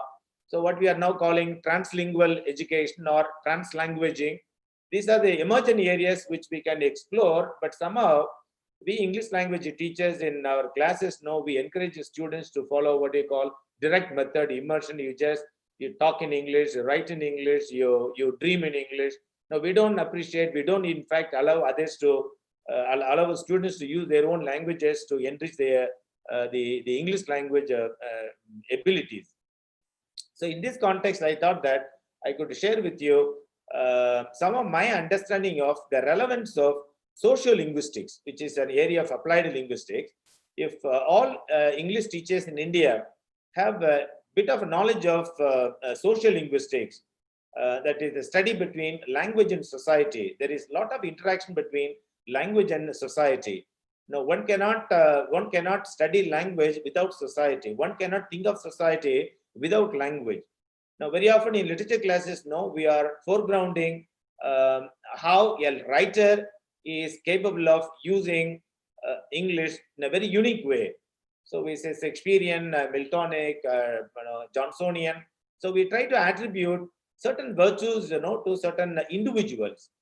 But then if you have a little knowledge of social linguistics, we understand that language is essentially a social phenomenon. Language belongs to society. Language cannot belong to individuals.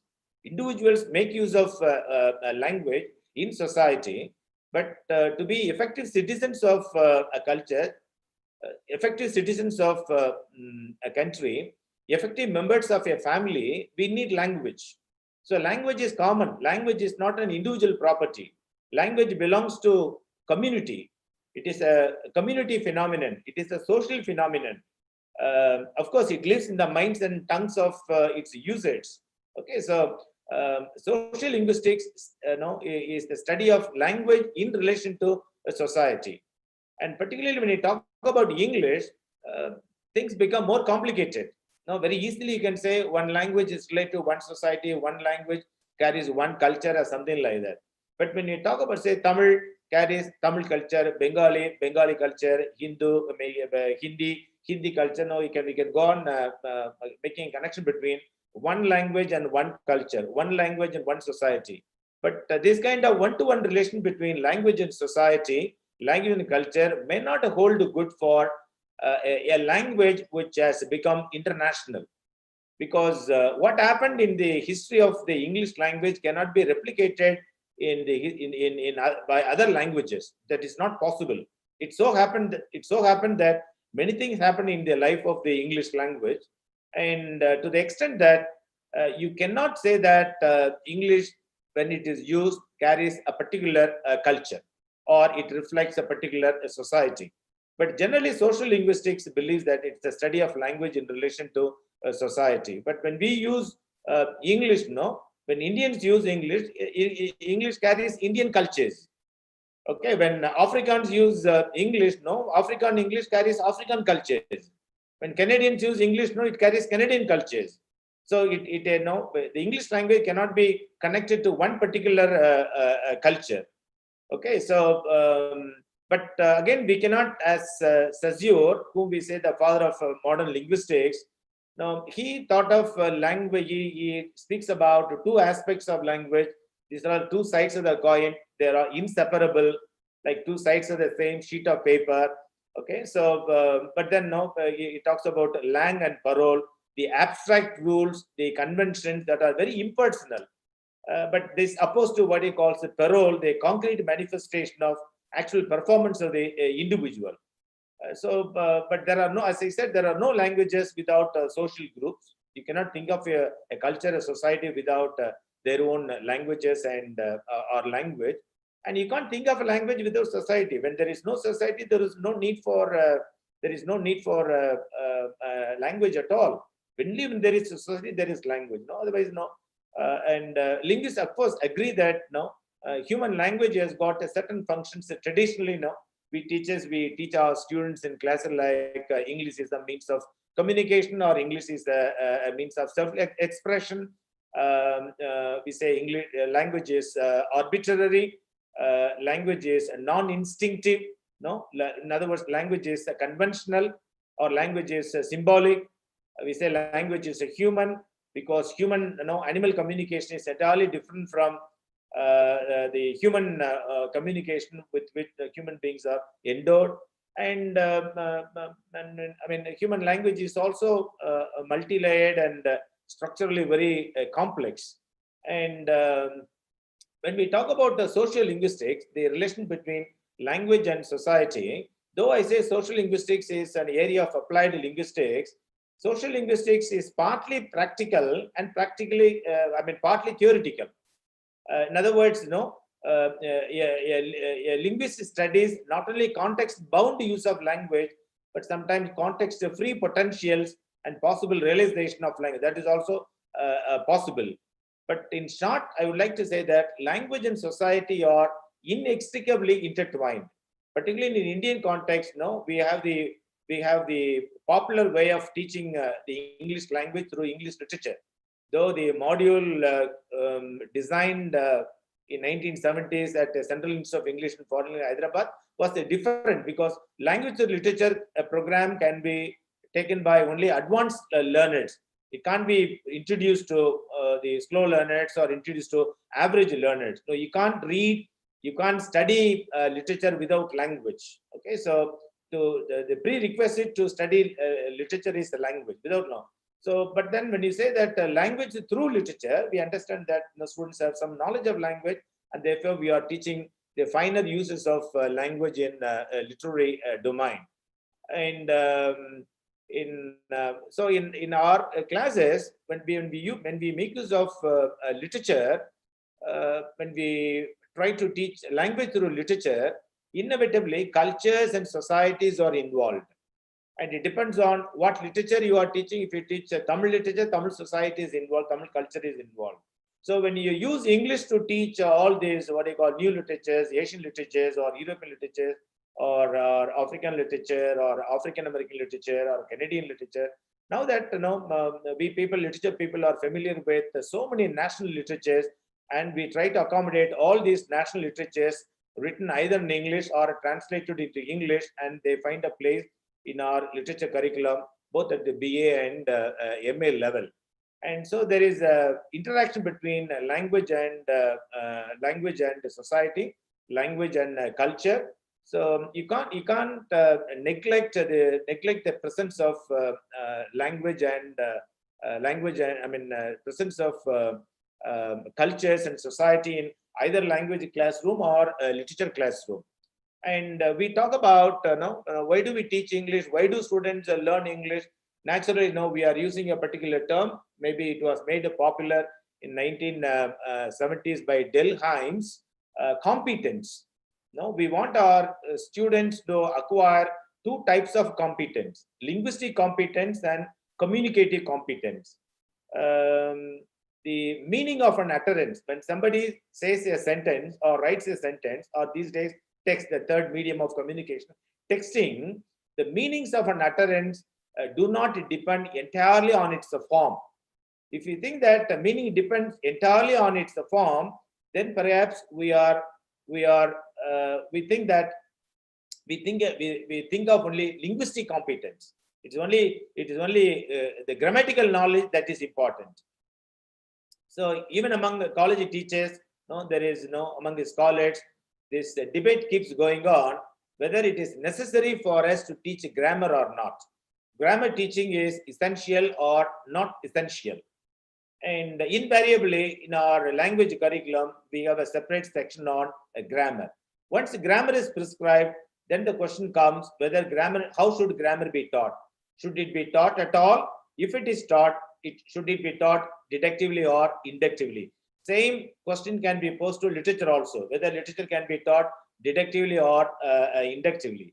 So meanings of an utterance do not depend on, as I said, the grammar of the language alone. A lot it depends on who says what, to whom, when, where, in what manner, and what with what effect. In other words, the context of situation in which something is said is very important in deciding its meaning, particularly in the fictional world, the literary world, when you are dealing with artistic world, context of situation is also very easily that we attribute the meanings to the particular writer. The way we are though we are talking about the post-structuralist interpretation of literature, though we talk about the postmodernist, though we talk about different theories, particularly when we talk about Roland Barthes, death of the author and all, we never allow authors to die. No, we keep them alive. For it has become a way of saying, way of Shakespeare says, Milton says, we are attributing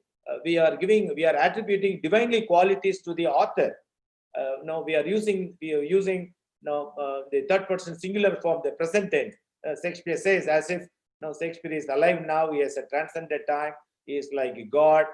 So that is the things that are implied when we talk about meaning of a text in terms of what author said, what I say, what I understand, or we can at least attribute to the characters, fictional characters. So friends, when we talk about grammatical knowledge, if you think that grammar is necessary, how much of grammar is necessary, we have to decide, and how to teach, and what is the method by which we can teach grammar. And in all regional medium schools, colleges, where there is lots of grammar taught and less grammar is taught in English medium schools, and school children from English medium stream, they are able to use English, but they cannot talk about English. Whereas regional medium students are able to talk about English, they can talk quite a lot about the grammar, but they are not able to use English. Okay, so language as a code and language as a means of communication, both are equally important. And when we learn a language like English, which pedagogical for reasons, we say that English is the second language, but for vast majority of Indian learners of English, English is a foreign language. Though the technical definition of foreign language or second language is different, it appears to be by and large a foreign language. It creates, the very term English creates a lot of fear, psychosis in the minds of the students. English is one of the subjects, school subjects, that causes a large scale dropouts in villages, rural India. So when we teach English, in addition to grammar, we have to involve our students in communicative situations. When I say communicative situation, communicating appropriately, we must know how to communicate appropriately. It's not only grammar that matters. That's why I said that I told you linguistic competence goes hand in hand with communicative competence. So we have to be aware of socio-cultural situations. I mean, attitudes, values, conventions, and prejudices, preferences of the people who use a language. You can't use English mechanically as a machine. Very often we say it's an instrument. Language cannot be equated with an instrument. So when people are involved, the people who are involved in the process of communication must be aware of socio-cultural situation, and they should also the nature of participant, the relationship between speaker and speaker, speaker and speakers, hearer and hearers, their occupation, their interests, socio-economic status. These are ideal. These are the things that we can foreground while we are exploiting literature in language classroom. Role of participants also, the social network. Is it father and son, or teacher and student, or whether it is the nature and function of the speech event also, whether it is face-to-face talk, or for persuasion or confrontation, or a casual conversation, or a request in a very formal situation, or even telephonic conversation. And mode of communication also matters, whether it is spoken or written, because we don't talk about formal, informal expressions in Indian languages as much as we speak about the English language. Therefore, communicative competence is as important as grammatical competence. So, teachers of English, we must be aware of the components of communicative competence. Usually, we say that communicative competence includes linguistic knowledge. When you say linguistic knowledge, it means verbal elements like as we teach sentences, clauses, and phrases, and non-verbal expressions like facial expression, body movement. When we teach a body language, usually India, I find that teachers who are teaching a body language, they borrow Western bodies, because most of the books that they are using, body language, this is the Western body language, but we are teaching our students, usually I say, whose body is it? So when we talk about the verbal, non-verbal communication, we must make use of the cultural nuances of cultural nuances attached to body language of our own cultures. There's a lot of difference, between body language of a Malayali and body language of a Tamil, and so on. So we have to be, this is what I say, that this linguistic knowledge, I mean, communicative competence includes linguistic knowledge. Then, it has also the interaction skills, norms of interaction, how to interrupt, how to interpret, strategies for achieving one's desired goals, and understanding appropriateness in any given situation.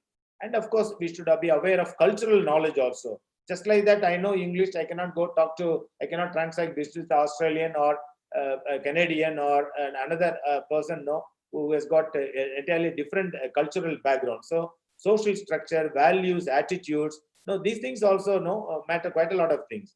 And teachers should also understand that language is not monolithic. We can't say that when you think of English cannot be, for convenience base, it's a language. But then when you say English, actually it has got lots of varieties. When you say Tamil, it's got a lot of varieties. When you say Bengali, it's got a lot of varieties.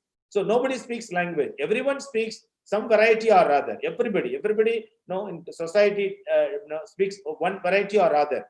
I am living in Madurai, but when I talk to my friends in Chennai, those who are born and brought up in Chennai, it takes some time for me to understand Chennai Tamil. That's also Tamil. So people from Tamil Nadu, people from other parts of India, they understand that the same language is spoken in different ways. I'm talking about speaking because we believe that speech is primary. Somehow we don't start our teaching with the speech. From kindergarten onwards, we start using blackboard. We are introducing the letters of the English alphabet, and we never teach speaking and listening. We take it for granted. But speech is primary. And of course, the modern linguistics believes that written form is secondary. It's only a duplicate. But unfortunately, our students are not good at either speech or writing. So language, people who speak a particular language, we call it in social linguistics speech community. Whereas in an Indian context, when you say community, it has got other societal connotation. So we all belong to one community. We all belong to English language speaking community, Tamil speaking community. So we call it speech community, to which all people belong, but they are not using the same language. They are not speaking the same language, but there are lots and lots of variations. And one important variation of language we call dialects. Okay, so dialect is a variety. As far as Tamil Nadu is concerned, at least there are about 15 dialects, depending upon different regions where the Tamil is spoken. I think that other people will also agree with me that no language is spoken the same way within the speech community. And when you come to English has occupied a very unique position in. That's why I say that social linguistics of English is a bit problem for us, because English is the only language, in my understanding, which has been denationalized. People are proud of saying that this is our national language or our national languages. But if at all there is one language in the world which has no nationality, or if at all there is one language that has been denationalized, like some banks were denationalized. Okay, so something like that. Languages are denationalized. It doesn't belong to any particular nation. English is the only language that doesn't belong to one particular nation. So no one individual, no one speech community living in one particular geographical area can claim that English is mine, English is ours. Okay, so more than a dozen countries in the world are using English as their mother tongue or a native language. So there are a number of varieties. We call it dialects. If 2 or 3 or 5 or 10 varieties of language are mutually intelligible, somehow I understand Tamil spoken in Chennai. Chennai guys, somehow they understand Tamil spoken in Tanjore. Somehow Tamil spoken in Kanyakumari. Somehow they understand without any problems. Then we call them dialects. They are considered dialects, and the dialects are also different types. Dialects based on community. Now you have community dialects, you have regional dialects. Okay, and therefore if they are not a dialects, suppose I don't understand my Chennai counterpart, then Chennai guys are using a different language and Madurai guys are using another language. As long as dialects are intelligible mutually to each other, they are dialects. Otherwise, no, they become no. And then, as you say that, as Sazur has made a distinction, now we say that when there is the language has got two aspects. Both aspects are inseparable. Now, what do you call individual speech? What do I with English? What do my students with English? That is called parole. So parole differs from one person to another person. Parole is a French word, and the abstract knowledge that we know intuitively, as far as our mother tongue is concerned, or theoretically we know something about English, the English language.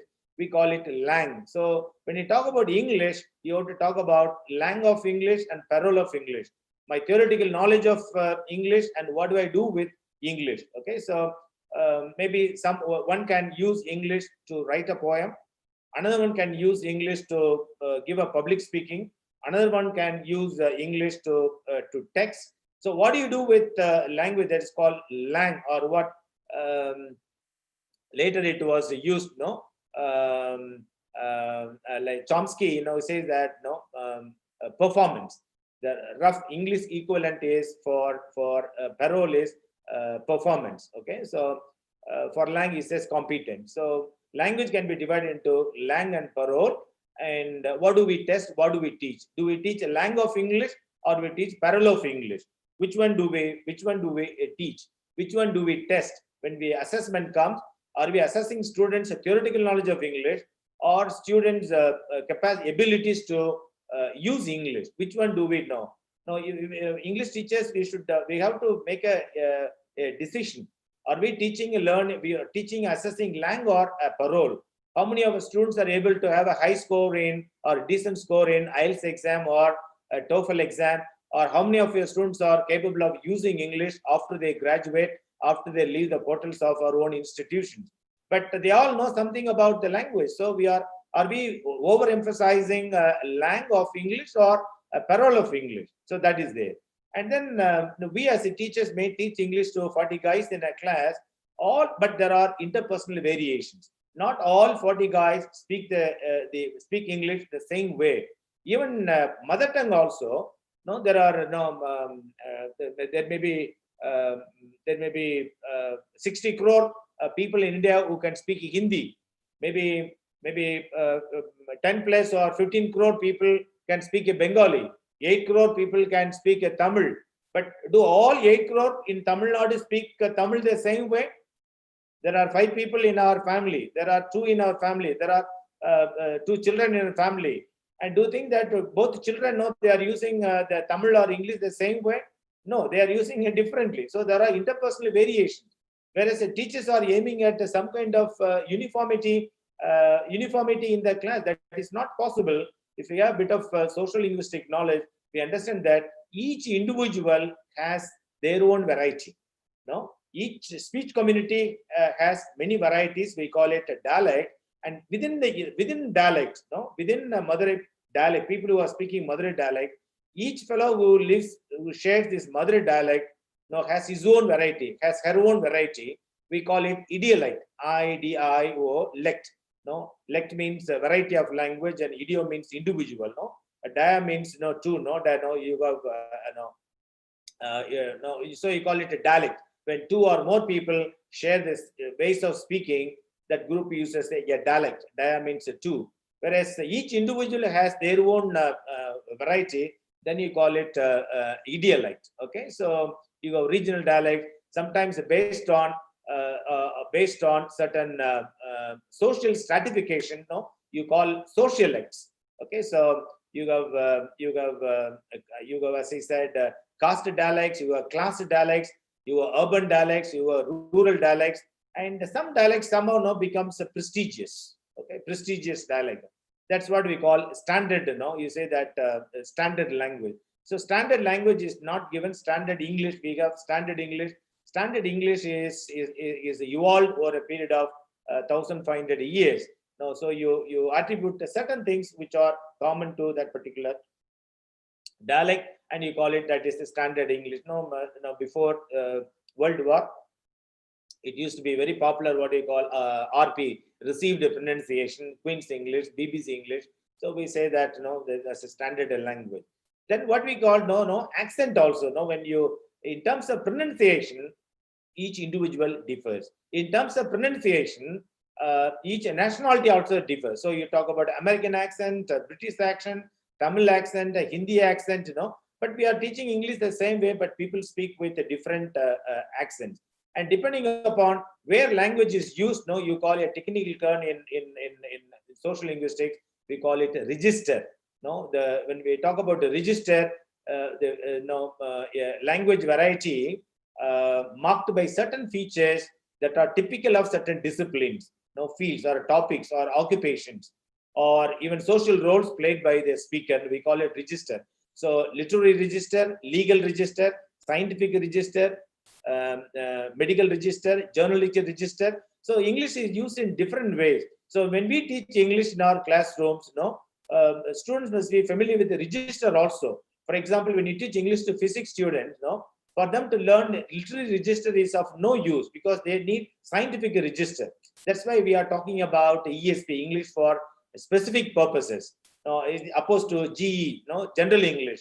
So English for aviation, English for engineering technology, English for science and technology, English for nursing, English for banking, something like that.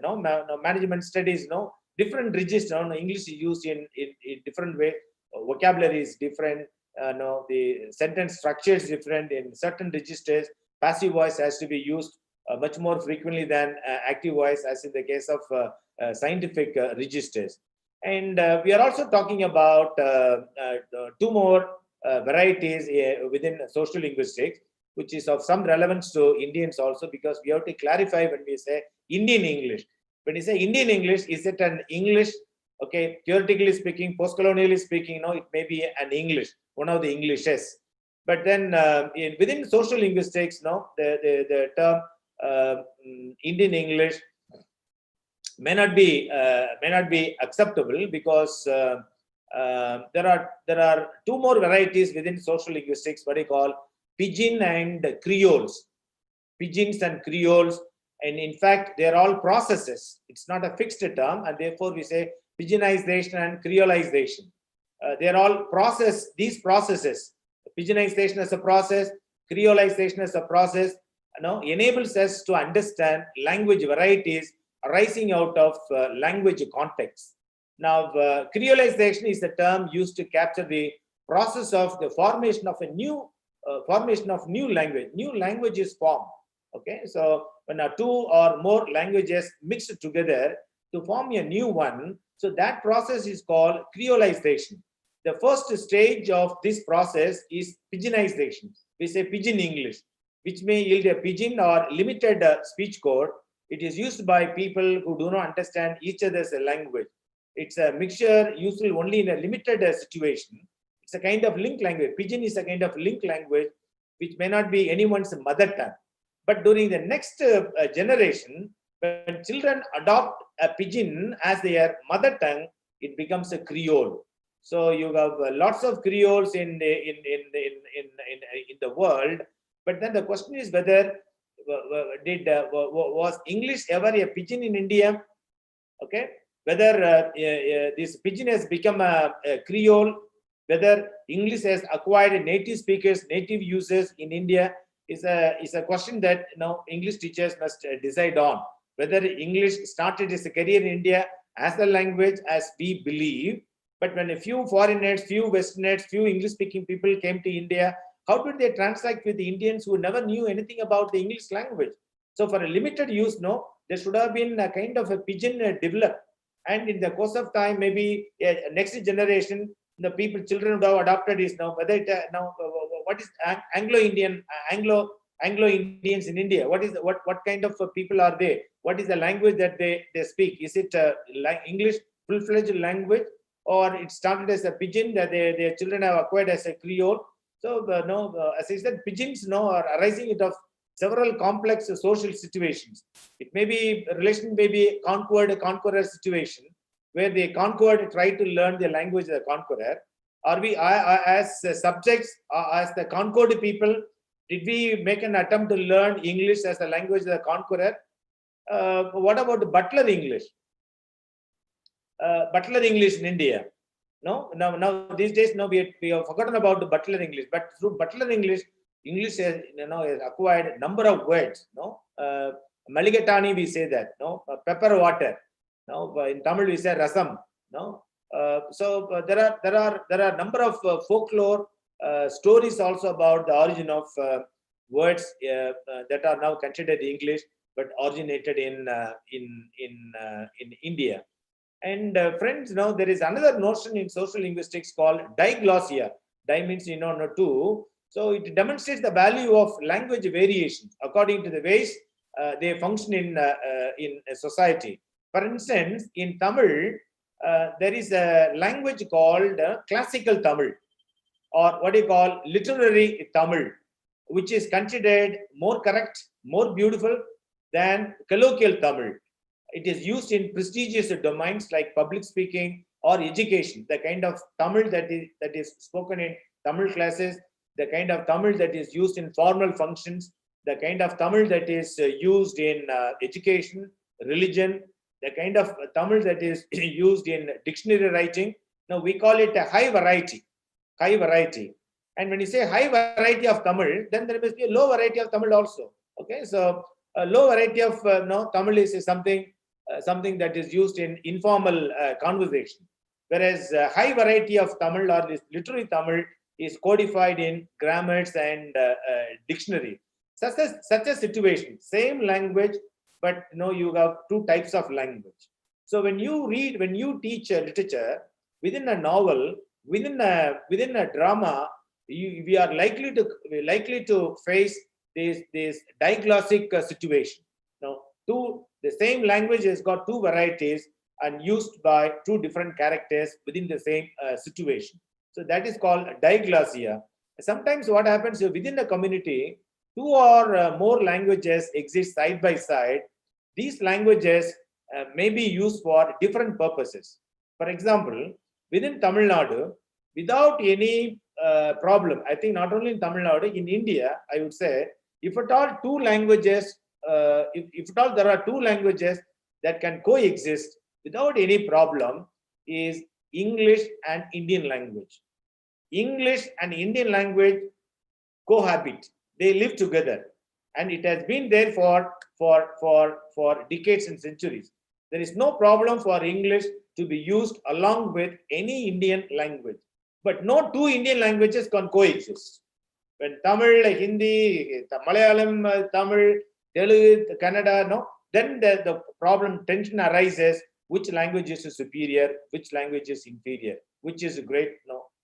So in India, this situation occurs. Two languages, like English and the regional language is used side by side, and both English and Tamil, both English and Bengali, both English and Hindi can be used in different domains, and both can be used as high language and low language. Now, for example, I tell you, English in India, in Tamil Nadu, at least I can speak for Tamil Nadu, English is preferred as the high language in domains like education and employment. I think the same thing maybe in other parts of India. So English is used as a high language, and it coexists with Tamil, which is used as a high language in family and neighborhood. Within family, within neighborhood, we are using Tamil as the high language. In the domains like education and employment, Tamil is not high language, English becomes high language. So this is what now we mean by diglossia. And as far as the English is concerned, English has got several variations. First, you have native variety and non-native variety. Of course, who is a native, who is a non-native is $1 billion question. That itself forms a separate literature within the English studies. But you have native varieties and non-native varieties.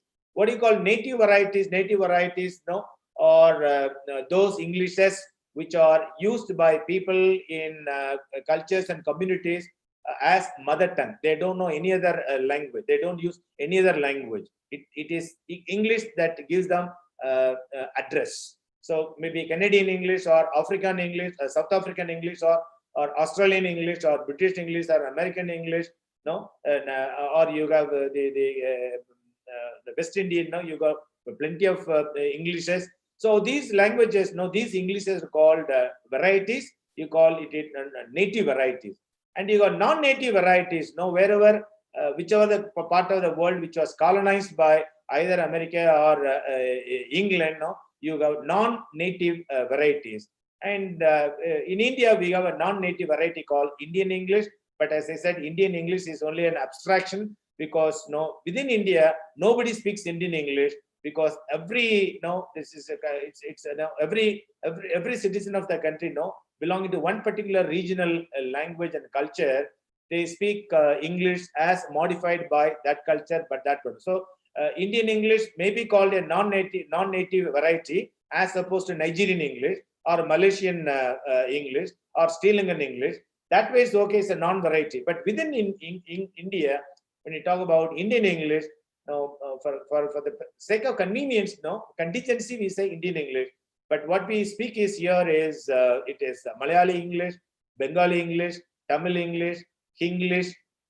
So there are a number of Englishes that are used in as influenced by I won't say interference, influenced by, enriched by these local languages. And English is in contact with the local languages. When two languages in contact with each other, as in the case of English and our languages here, Indian languages, when two languages are in contact with each other, there is also a contact between two cultures. So this is what I emphasize. So when we teach English in our Indian English classroom, here is a contact between English and Tamil, English and the Bengali, English and the Hindi. And such a scenario at the linguistic level, we call that process of this contact between two languages as bilingualism. And at the cultural level, we call it biculturalism or acculturation. So there is a mutual influence of both the languages on each other. You can't think of pure, as politician may be developing that idea. So you can't have pure Bengali, pure Tamil, pure Malayalam, because the influence of when two friends are close to each other, we are influenced by each other. And therefore, languages influence each other. So new phenomenon is born, we call bilingualism and biculturalism, acculturation. So in fact, we should remember that language is an integral part of enculturation. We know language is part of culture, and it cannot be separated. Language and culture cannot be separated, as I told you. Number two, we are also using language as a medium through which we explore, we manipulate socio-cultural environment. And another term that I want you to know is domains of use. English is used, or Tamil is used in several domains without any social friction at all. Different social situation context. It is up to the discretion of the users where they should use which language. Maybe in family setup, in the office, in the marketplace, administration, or academic, or the veranda, cafeteria, law courts, educational campuses. There are different domains in which we are using. I take just 10 minutes before I wind up. This is what I want to emphasize, friends. The term bilingualism is somehow right from the beginning, for past 300 years, or at least after independence. Somehow we are English teachers, and now we are even governments have been very careful to avoid bilingual education. Bilingualism is an inevitable social phenomenon in India, because I said English has been coexisting with all Indian languages for the past 300 years. So bilingualism is a social phenomenon. In fact, bilingualism is a term that is used to refer to the learning of two languages, or proficiency in two languages, or using two languages. All these three go together under the umbrella term bilingualism. So I'll repeat, bilingualism means the learning of two languages. So when students want to learn English along with their local language, naturally our students are bilingual. So we are producing bilinguals, okay? But we are shy of using bilingualism as a method of teaching English.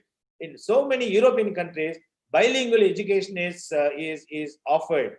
So if there is a lesson in the classroom, in the textbook, you have on one side in Tamil, on other side English. So sometimes teachers are not necessary at all. Students will be able to find the difference between English and Tamil.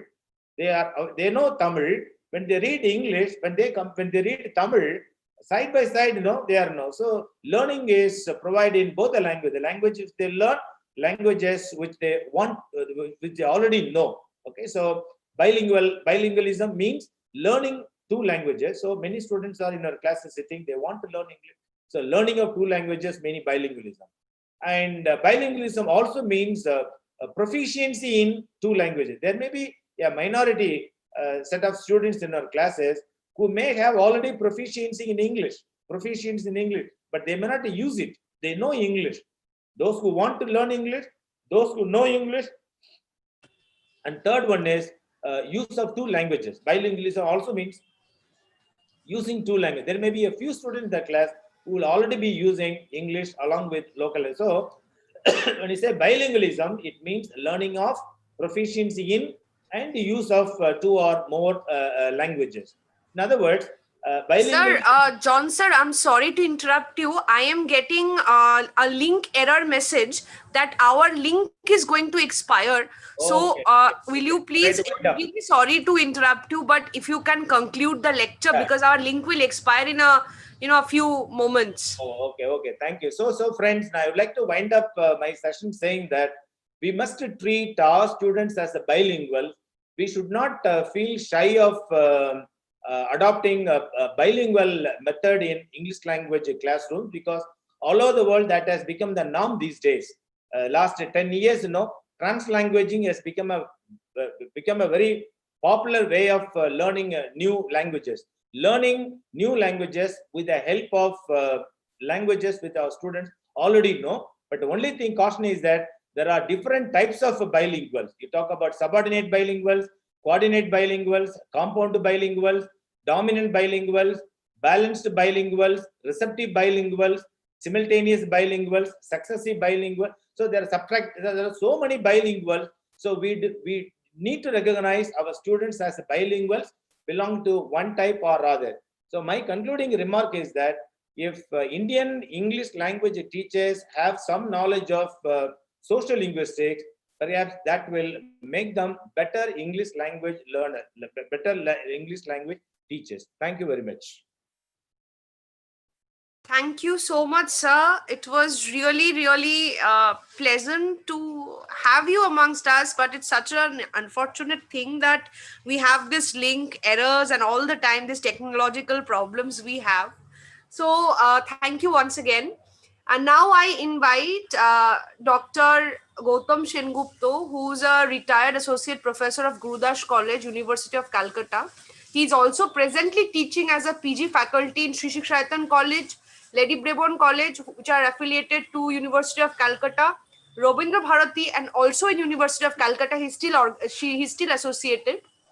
He joined and presented a paper as the only representative from India in the International Bernard Shaw Conference in University of South Florida in 2004, and also joined 6th International Shaw Conference at London in UK.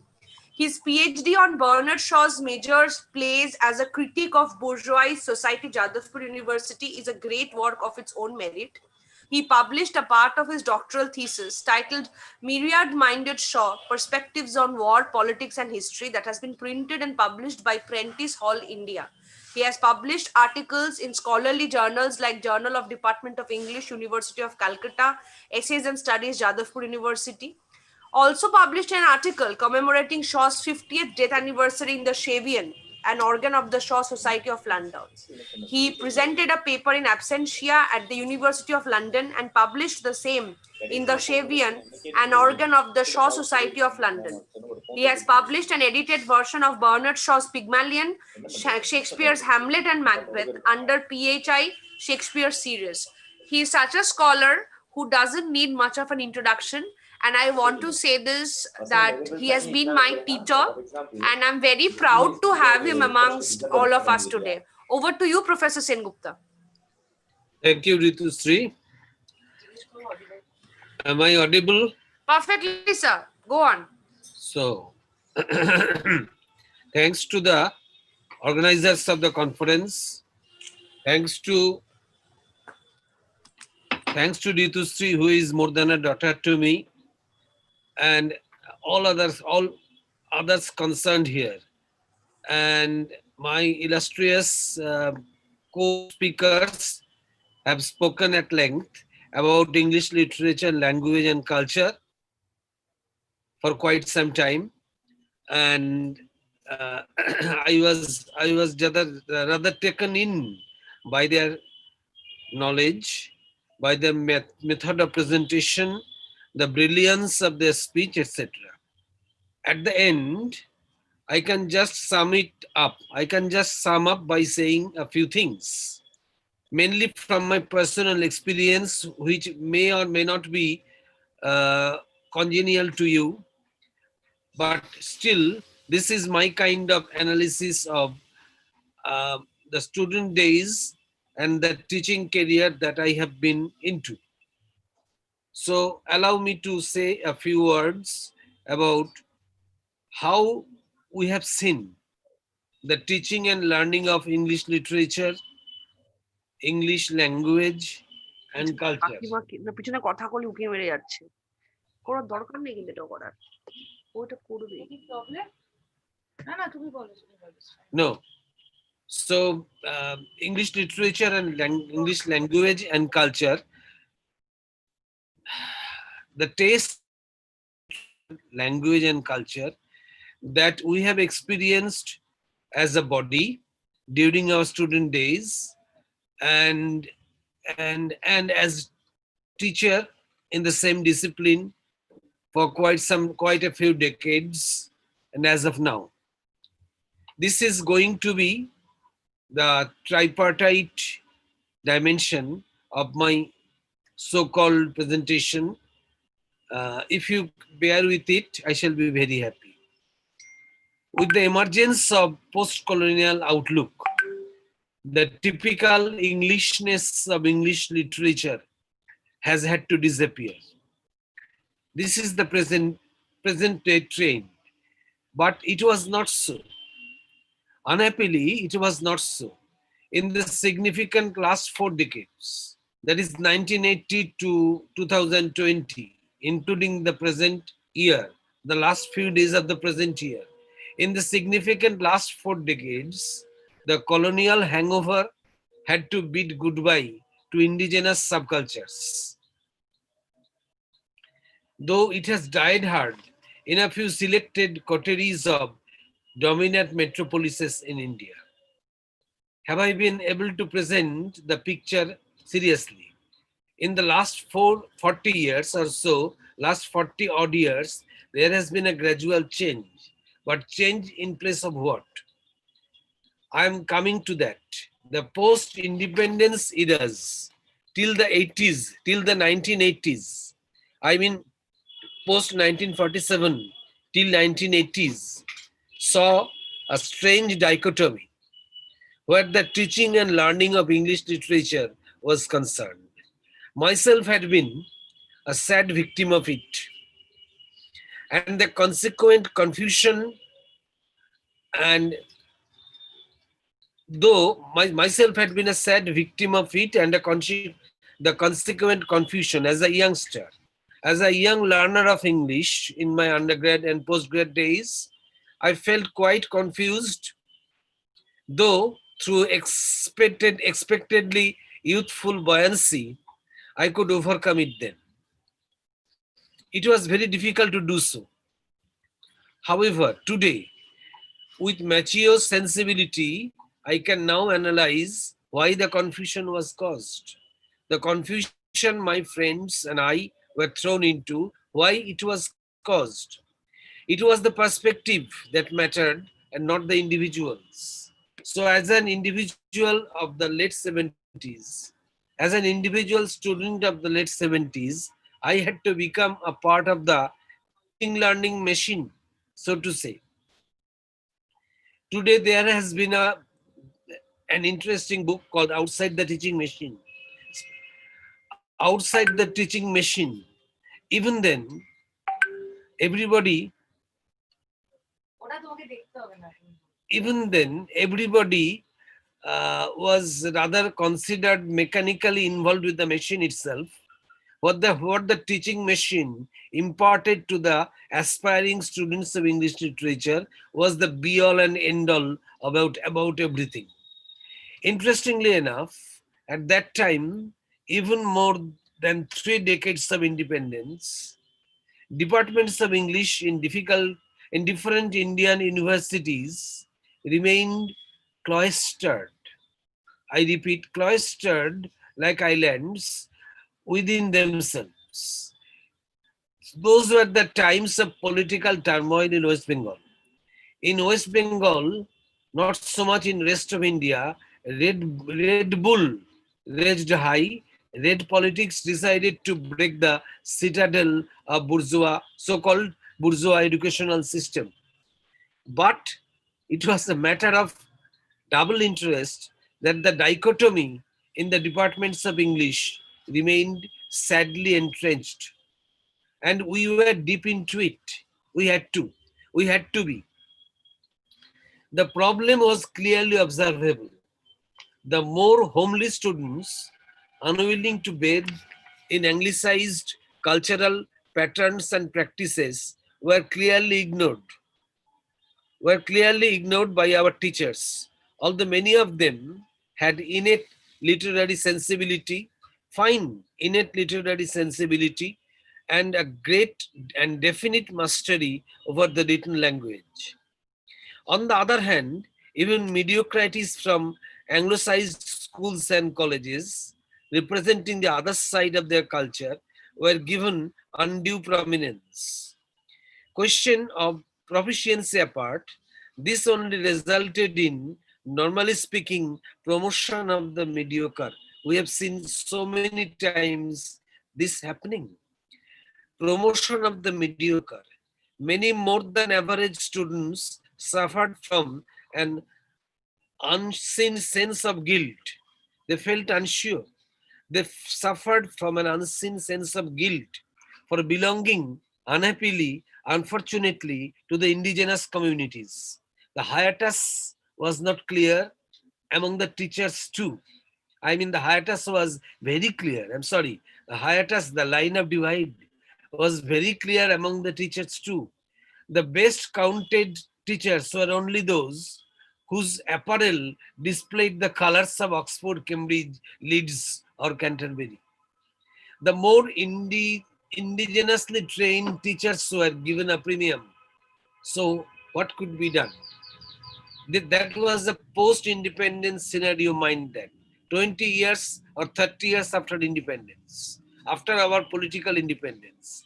That shows lack of independence culturally and academically, so far as English language literature teaching was concerned.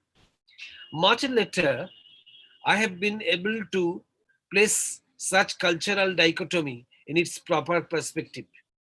In pre-independence and more in post-independence India, the paths of glory look towards the crown, capital C, towards the crown and the crown only. The paths of glory look towards the crown and the crown only.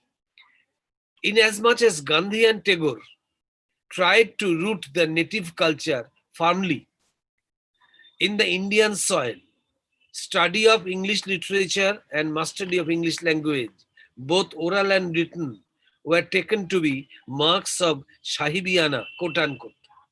Marks of Sahibiana, quote unquote, that is aping of the Westerner, sometimes denouncing, but more often applauding a boy or a girl whose higher education had to be won from overseas. That is, the mark of excellence had to be bought from overseas. The same slavery to imperialism continued so far as English literature language teaching was concerned. Thus was created a body of self-lauding English literateurs and literature and language specialists. He could have secured well in the written exam, yes, but culturally, you would have been barred from entering the elite class, the pseudo-specialists aristocracy, so-called. That was the scenario. While it was not the case with other subjects belonging to the humanities discipline, where a free atmosphere of appreciation and independent research developed and was inspired to develop, large sections of bright students of English language and literature lagged behind, feeling insecure, subjected to the Big Brother's unseen hegemony, which was more inglorious than India's continuing as member of the Commonwealth of Nations with British Crown at the helm of affairs even after 1947 by Jawaharlal Nehru, the then premier. It was highly condemned. Why should India continue to be a member of Commonwealth of Nations, which was headed by Britain, and ex-Commonwealth, which was headed by Britain, and all the other member nations were ex-British colonies? Condemnation went against that, but no condemnation was available against this kind of intellectual slavery. The malady is not fully cured as yet, but the scenario has changed a bit. Today, the syllabus makers are forced to include Bill Ashcroft et al.'s The Empire Writes Back in the syllabus, or Frantz Fanon's White Masks, Black Skin. As I have been very fortunate, for I am getting acquainted with the present day syllabus day by day, I am happy to note how Bill Ashcroft and Frantz Fanon and even more indigenous critics like Patrasayer are being included in the syllabus. So the so-called barriers of the elitist aristocracy are broken down, crumbling down. The walls of Jericho have fallen, have been trying to be felled.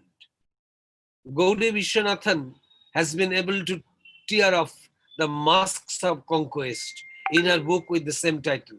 Everybody knows Gauri Vishwanathan's by now famous book, Masks of Conquest. So I think this was one of the masks or marks of conquest from which we suffered. Today, I am happy to see that there are present generations of scholars who need not suffer under such black demarcation. Gayatri Chakraborty's Spivak has now paved the way for the subaltern to speak. The subaltern teacher, the subaltern English scholar has now the good opportunity to speak out and even make them heard in countries outside India. Post-independence, the cultural scenario was inequality ridden. Post-independence, the cultural scenario was equally inequality ridden, or rather compartmentalized.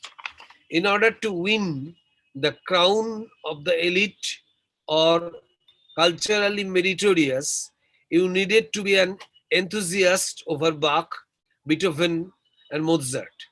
And if you lean towards an evening of Tagore songs, or had your fill of Shama Sangit of the yesteryears, you'd surely be dubbed as rustic, or at least ill-cultured, ill-mannered. The cultural divide having taken place even across northern and southern fringes of Calcutta, not to speak of the suburbs of West Bengal. Thus, culturally speaking, northern and southern fringes of Calcutta suffered from sense of so-called superiority and inferiority, and vice versa. And urban and rural cultures in West Bengal were divided sharply from each other. This fallacy has been happily partly undone by the letting in of translation studies today. But even then, it is not Even then, it is not only modern. As far back as 1912, Tagore ventured to translate his poems into English. Please mute yourself when a professor is speaking. It's a request. As far back as 1912, Tagore ventured to translate his poems into English, and the approbation was quick enough to come. And thereafter, Tagore continued to not only to translate his poems and songs and dance dramas into English, but gave lectures in English one after another. So when Oxford University called him for the Hibbert lecture to be presented. And that was the kind of participation that he could throw to the Western world. And Mahatma Gandhi and Jawaharlal Nehru straight away wrote in English. So today, windows have further opened. A Toni Morrison or a Ngugi wa Thiong'o is readily available at hand for you to cultivate. Diasporic writers like Arundhati Rai or Jhumpa Lahiri have changed the scene quite enough, quite directly, quite pervasively. On the whole, today's student of English literature and language is getting a much bigger canvas to work on. Windows have opened and are still opening. Much more opening needs to be done yet. Even while being dominated by the quite rampant tuition racket, the brilliant scholar can now breathe more easily. Dominance of the anglicized community has not disappeared quite though, but other dimensions have emerged for native talents. To appreciate them and to get hold of the aspirants, UK, USA, Australia, and Canada, to name only a few, are organizing educational fairs in Kolkata itself to allure students of this subcontinent.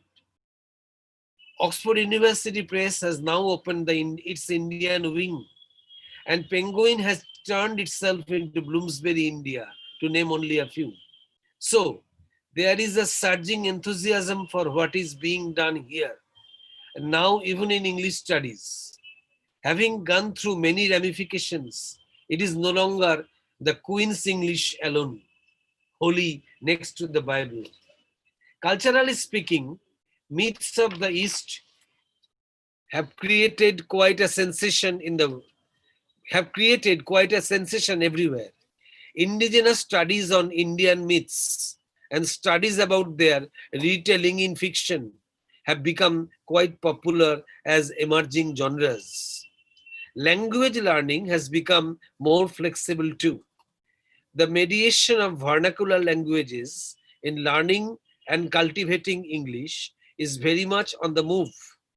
Calcutta is still the academic hub, but parallel centers are springing up elsewhere in West Bengal, where native students need reshaping and remolding by younger generations of teachers and scholars.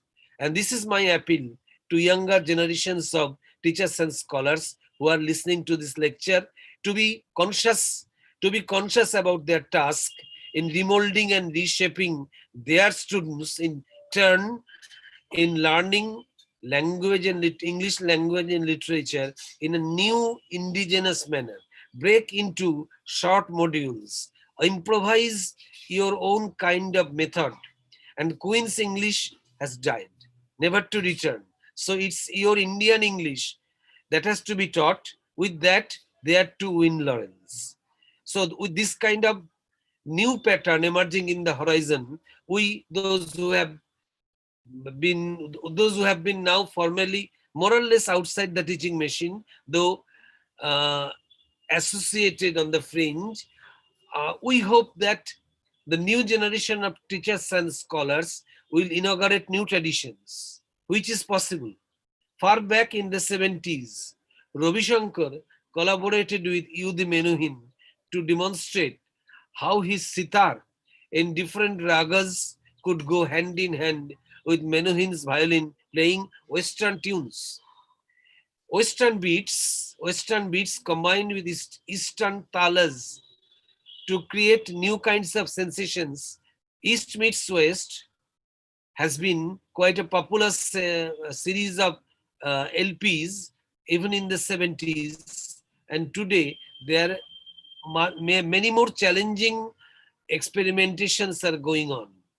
What I mean to say, even further back, it was Tagore again who dared to blend Scotch tunes in Puranushi Diner Kotha, or Irish Highland melodies with purely Indian scores in Kotobaro Vebechino Apona Bhulia. So that was possible. And I hope there will be mutual attractions on part of both Eastern and Western cultures today to the benefits of both. Time is ripe now to throw challenges and pick up new ones. English language, thankfully enough, is now nobody's prerogative. Literature written in English. It is now called literature written in English. Not English literature, but literature written in English, earlier thought as the sacred cow, is now being subjected to multifaceted scrutiny from different perspectives. Emerging scholars need not clinch the air of freedom vitally necessary for survival. The sky will become more smoke-free and dazzling due to their own efforts tomorrow.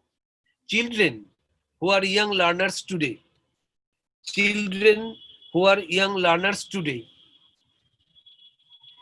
need not be brought up under the unhealthy atmosphere of isolation of English language or Anglicized culture alone. Kids should be trained in English in perfect modulation with their native culture. Independent avenues for research in English literature and language in tandem with a free intellectual atmosphere should be the go of tomorrow. That's what I had to say. And I conclude my presentation here, my brief presentation here, having thanked everybody who are associated with this great event, and hope to come back if you call me again and again to this great arena. Thank you. Thank you so much, sir. It was truly mesmerizing listening to you, and I feel very, very grateful for being your student. And I'm really honored to have you here.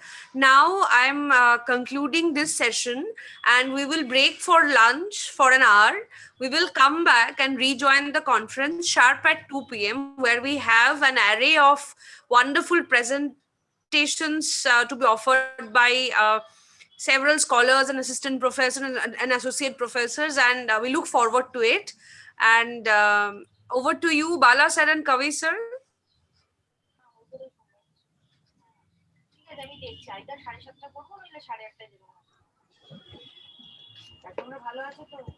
Yes, dear participants, kindly fill the feedback form which is available in the chat box. We'll be back by 2 o'clock. Thank you.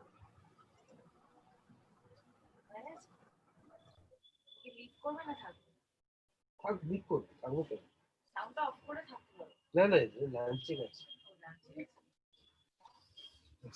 শুনেছিস কিছু কিনেছিলাম